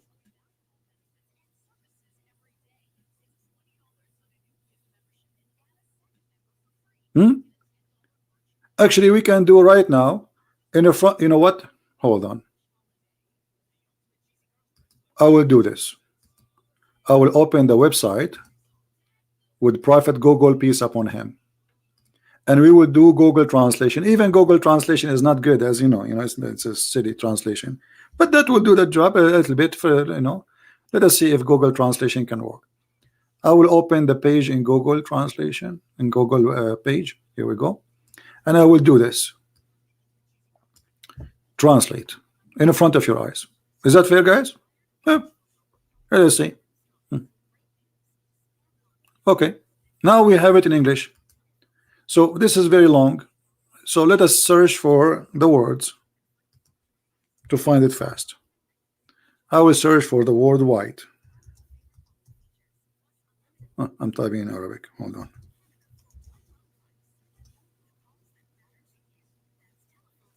Here we go.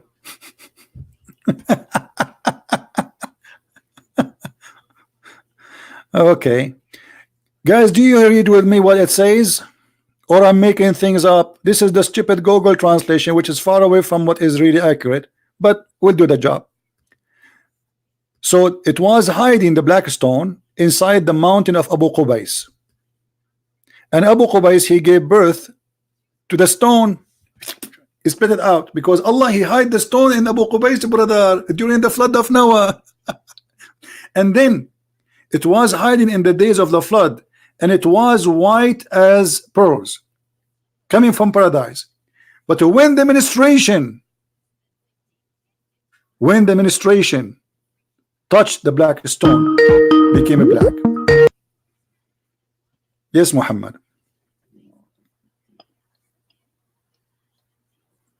Yeah, hello. Yes, Muhammad. What is your comment about the black stone become? Yeah, hello, can you hear me? Yeah, I hear you. So yeah, I can debunk every point that you mentioned. You're deceiving the guy. Start with this one. Does it say in the book of Al-Hawi, in the interpretation, that the women, they touch the black stone by their menstruation? Al-Hawi is not hujjah for us. It's not evidence for us. Is not what? It's not hujjah for us. Hujjah means proof or evidence. No, you see, it's not hujjah. So this is your Islamic scholars, they are not hujjah for you. But why Al-Hawi? Why Al-Hawi want to say such a thing? I don't know. You have to ask him. So you are the Muslim who is calling me to get me busted, and you are telling me I do not know. So what do you know? I'm saying that who cares what he says? No, Like, we care because you see, it's not hujjah for if us. this guy is no one, why his book is even in the Islamic libraries if he is not to be considered to someone to teach you the Quran? Listen, in Islamic libraries we have fabricated no problem. narrations. Okay, so guys, we collect every historical thing. All right. We don't. In Islamic library, did you hear this guy? We have fabrication. Is that the Quran? No. Okay, let me ask you. Do you accept what your prophet say? Of course. Okay. Did your prophet describe the angels? Are they human? The angels? They come in human forms, but they're not human by okay, by but essence. the angels, when they are in the sky, are they in a human form? Not from what I know. No. Okay. No, don't tell me. Either you say yes or no.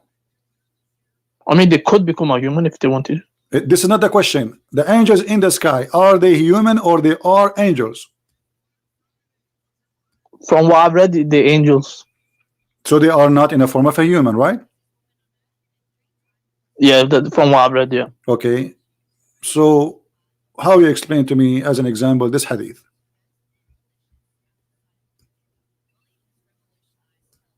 Just to show you, because anything I will say to you, you will say we have a lot of garbage in our books. I agree, you know, but the garbage is coming from your prophet, not from anyone. Here we go. Is that your prophet saying the truth or he's lying? That between the loop, the angels have a loop of his ears, and he is in heaven, and he is the one who carried the chair of Allah. The distance between the loop of his ear and his shoulder is a journey of 700 years.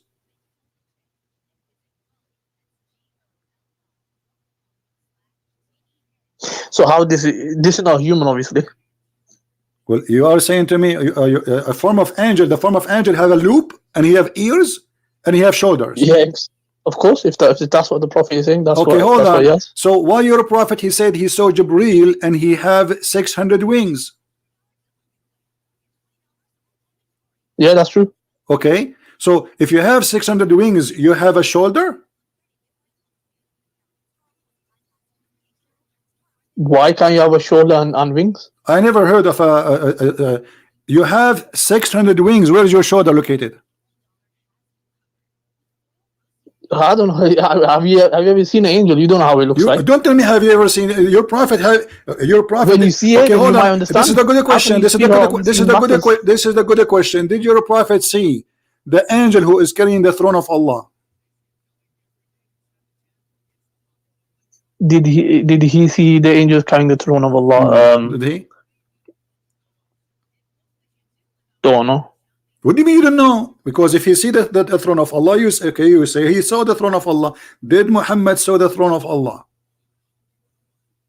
Yeah, he seen the throne of Allah. I'm saying that. Where is the story says he saw the throne of Allah? Can you show me the reference? Yeah, it's in the hadith. Okay, give it to me. When he went to Mi'raj. Okay, he did not see the throne of Allah. You are lying, my friend. Okay, 1 minute. Let me show you. I have to search for it. So. Okay, I will give you 5 minutes. Call me back in 5 minutes. Oh. Okay. Muhammad, he saw the throne of Allah. And look at this fiction story. Not only Muhammad, he saw he claimed that he knew the angels who carry Allah, how they look like. He claimed that he have a ear and he have a loop. And the distance between his loop and his shoulder is 700 years journey. In which speed? Camel speed? I mean, this guy Muhammad obviously is fabricating lies.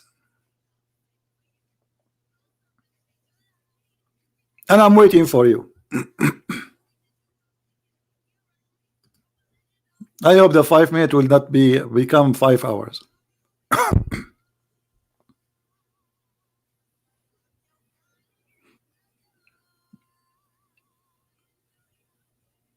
You have a loop.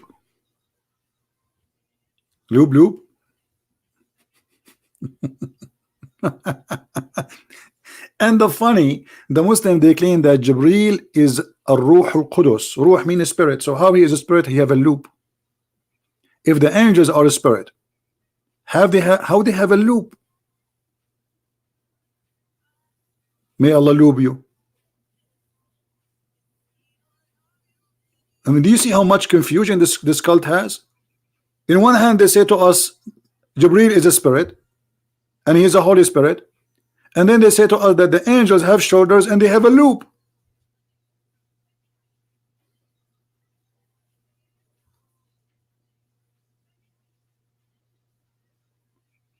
Qasim, I'm waiting for you. The time is almost up. Once I was debating a Muslim. This was more, I don't know, 15 years ago, more. He said he want to go to the bathroom. He was a sheikh. Since then, he never come back. We called the police. They checked the bathroom. They could not find him.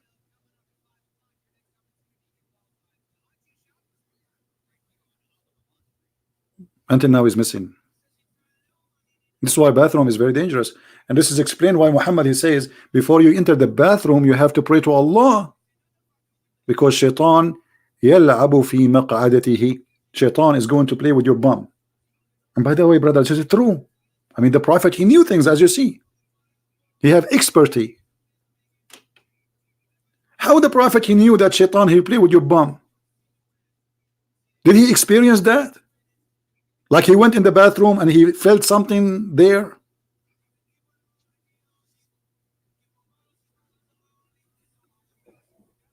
Are you there, Qasim? Guys, did we finish the 5 minutes?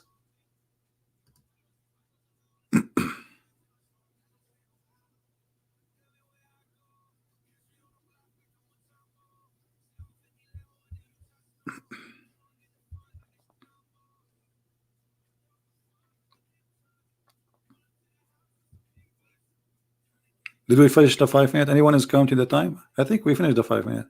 This guy is looking. Okay, you know, Qasim, I will give you 5 years. Forget about the 5 minutes. Because 5 minutes for Muhammad is 5 years in our time. I'm still looking. Keep looking, my friend. Don't stop. If you're out of gas, stop in the gas station. It's in the corner. Keep driving. You're still looking what you can do.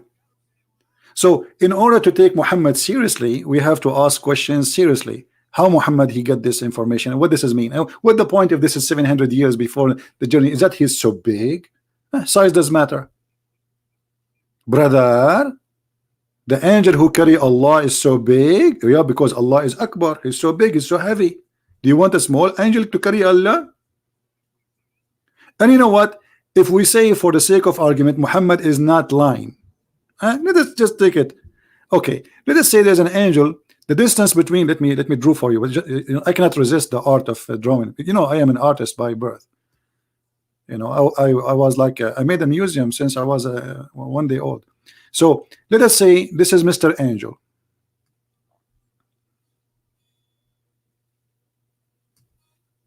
We will make him handsome, so the Muslims will be not offended. You know. And this is his ear.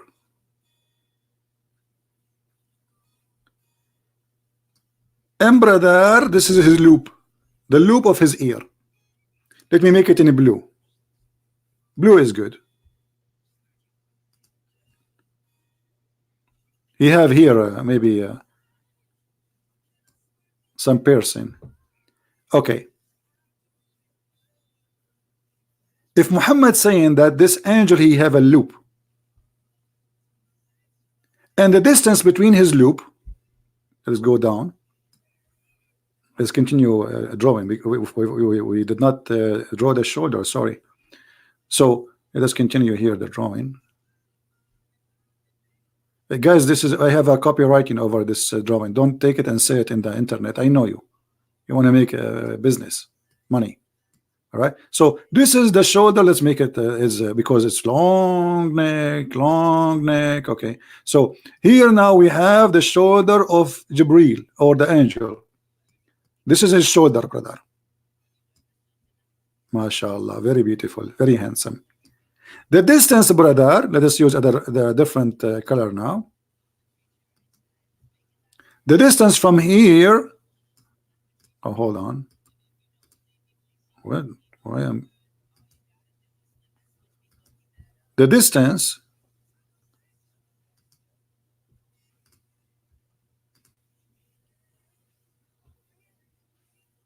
let us use what color? This one. The distance, brother, from here to here is 700 years.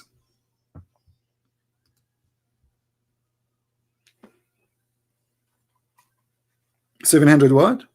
Years, brother. And Muhammad is still looking. Muhammad, I will give you 700 years.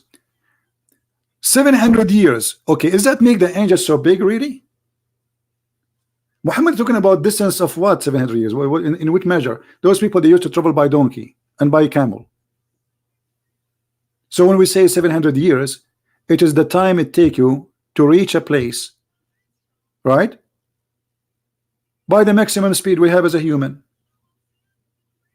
or using animals. At that time he don't have so if it take me a month to go to that place, they say a month journey. To go to China, it take maybe a 3 or 6 month journey. This is what how they measure the distance. Okay, so 700 years, but this is so small. Muhammad, he think, but by making such exaggerating number, he make the angel so big, but this is so tiny because the universe is so huge.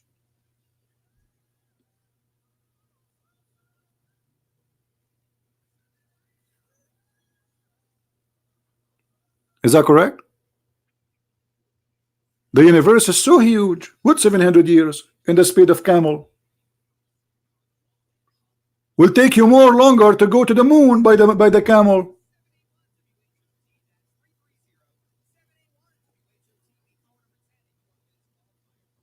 What 700 years? What does that mean? And by the way, why there's 700 years between his loop and his is there is something wrong with the design of Allah? By measuring this, we can measure the rest of the angel. He's a man, obviously. He's what? Is a chicken? Actually, I have a surprise for Muhammad Qasim, who is not calling me until now. Is it in different hadith Muhammad he claimed that Allah is carried by 8 mountain goats?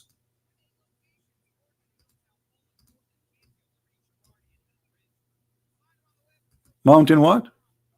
Mountain goats.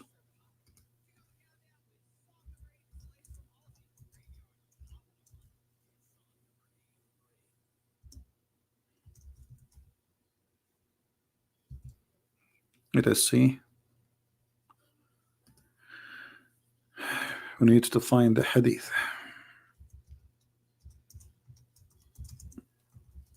Guys, are you having a good time? Are we having a good time? I hope we are learning, right? Because this is the purpose of what we do here.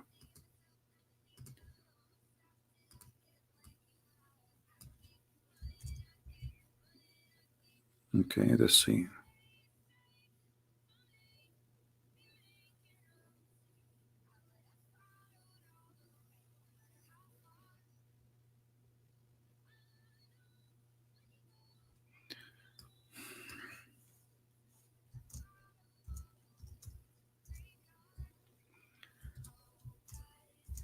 See how much you have to do, I mean, work to find things what we can do, because if we say something and we don't show it, they will say he's making things up. All right.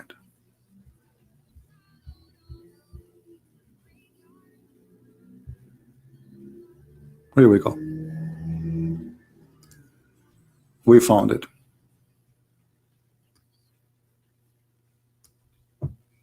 Above that, there are 8 mountain goats.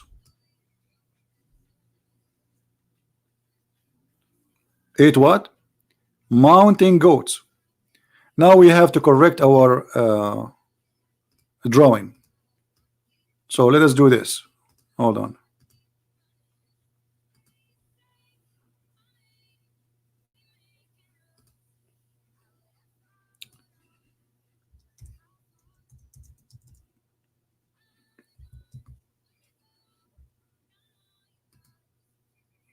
Give me a second. All right.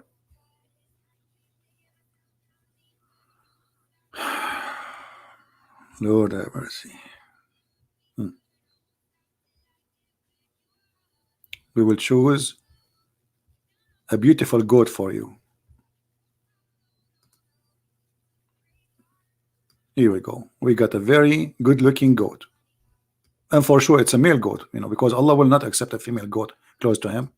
Haram. Now, this is the goat.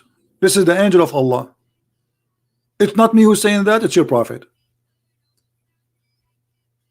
This is the angel of Allah. Because remember, your prophet, he says it's an angel. And now, where is the loop in the goat? As I know that the goat don't have loop.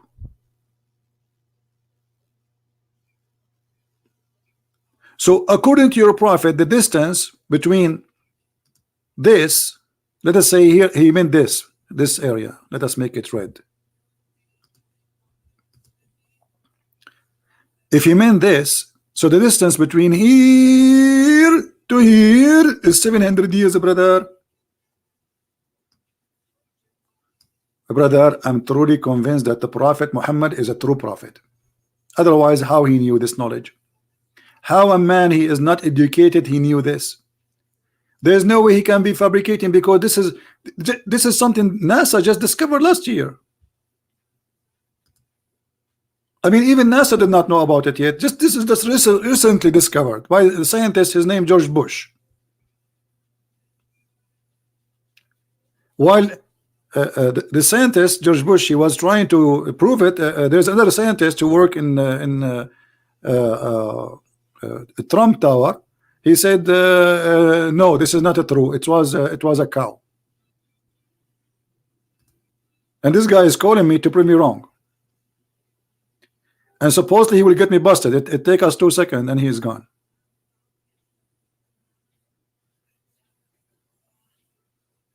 Isn't it obvious that this guy, he is making things up? What is it? And what? The distance between the loop of... Oh, tell us how this angel look like first. Or why this angel have a loop and have ears and have shoulders? Because he carried the throne of Allah, brother. But Muhammad, he said in different hadith that angels have wings. This is a goat.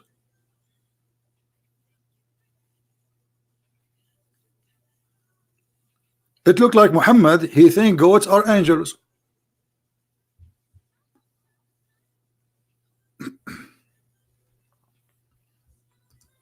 All right. Am I heard, guys?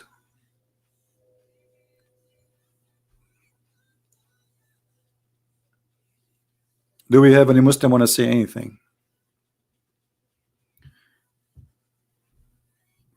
Any Muslim have a comment? I'm really convinced that Muhammad is a prophet. That's it. What we can do. I mean, if you don't agree with the Quran, you have to agree with the goat. And the funny, the second you show them something embarrassing, they say to you, you don't agree with the scholars. The second you say something, you say, show me. If you say something from your own, they say, well, we don't believe in it, show me. The second you show them, they say, we don't agree with the scholars. Do you agree with your prophet? Oh, our prophet, there's a lot of hadith are fabricated. Everything in Islam is fabricated. Da'if. Islam is da'if, Muhammad is da'if, Allah is da'if, and the goat is strong. This goat can climb the mountains. Muhammad, he did it, but he did not succeed. So my friend, I want to say thank you for being here. It's time for me to go. Enough for today. I hope we have a good time. And we are happy that our friend, he called us iftikar and he decided to leave Islam. And let me take the goat off, because this goat, she might became a public figure, because here we go. I mean, this is an angel of Allah, especially is blonde. They like blonde things. That's why I chose this goat. You know, because she's blonde. So I want to say thank you for being here. May the Lord bless you, and all Muslims are welcome to call us. And trust me, Muhammadan, I'm not against you as a human being. I'm against lies. I'm trying to save you. I'm trying to help you. Islam is nothing but a cult. Islam is nothing but a stupid cult. And you know, you have to be intelligent, you have to be vigilant, you have to be smart, and you don't let people drive you with the stupidity. I mean, it's a shame we are in the year 2019, soon we'll be in the year 2020, and you believe in this. Shaitan play with your private part. If you don't say a prayer to Allah, Shaitan will wrap himself around your private part, and he will be doing your wife with you. And then the Shaitan will be the son of Shaitan, the son from this sexual relationship. I mean, this is all is fiction, stupidity. You have to be very naive, small brain to believe in it. In order to avoid using the brain, we just surrender. Don't think, surrender, brother. Convert to Islam, surrender. Because if you don't surrender, you go crazy. Just surrender, don't think about it. Chapter 5, verse 101, ask not questions. Because the second you ask questions, verse number 1-2, it says you will leave Islam as the same as previous generation. Surrender. But we will not. We are here getting Islam busted, and nobody can refute us. Thank you all for being here. It's time for me to go. I did not eat since yesterday, so it's time for me to eat something. And I pray to the Lord that people will listen and learn, and they will accept the truth, and the truth will set them free. I pray that all Muslims in India, in Pakistan, all around the world, the same as what happened to our friend Iftikhar, who called us today as a Muslim and he hung up as a Christian. I hope all of them, they will accept the truth and they will become Christians. Don't follow fictions and don't follow a bad teacher. Muhammad is proven to be a bad teacher. Jesus said, from their fruits you shall know them. Go check the fruits of Muhammad, you will not believe it, how disgusting it is. So how in the world we can accept him as a teacher? Right? You will get me evidence next time? No problem. We are here, my friend. You have years to look and find, so we can love together. All right. So, guys, our friend here, Muhammad Qasim, he will find us the reference, but next time, okay? And next time will come, and we will see the reference you have for us, so we will enjoy reading them. Thank you all for being here. May the Lord bless you. And remember, we have Thanksgiving Day is coming, but this is not only for America. Thanksgiving should be every day. Thanks the Lord for the bread you have in your table, for the health you have, for what you have, whatever it is, even if it's little, for what you have can be taken from you. Appreciation is the key of happiness. It's not how much you have, it's how much you appreciate. A poor person who appreciates what he have is way more happy than a billionaire who don't appreciate. Appreciate, my friend. Appreciate and live happy. Appreciate your Lord. Appreciate your Savior. Appreciate your existence. Appreciate all the gift he gave you. Appreciate that the Christ, he came to us to save us. And this is the biggest gift ever we had, and we have today. Thank you, and may the Lord bless you, and see you soon again. Christ is Lord, Islam is false. And thank you all.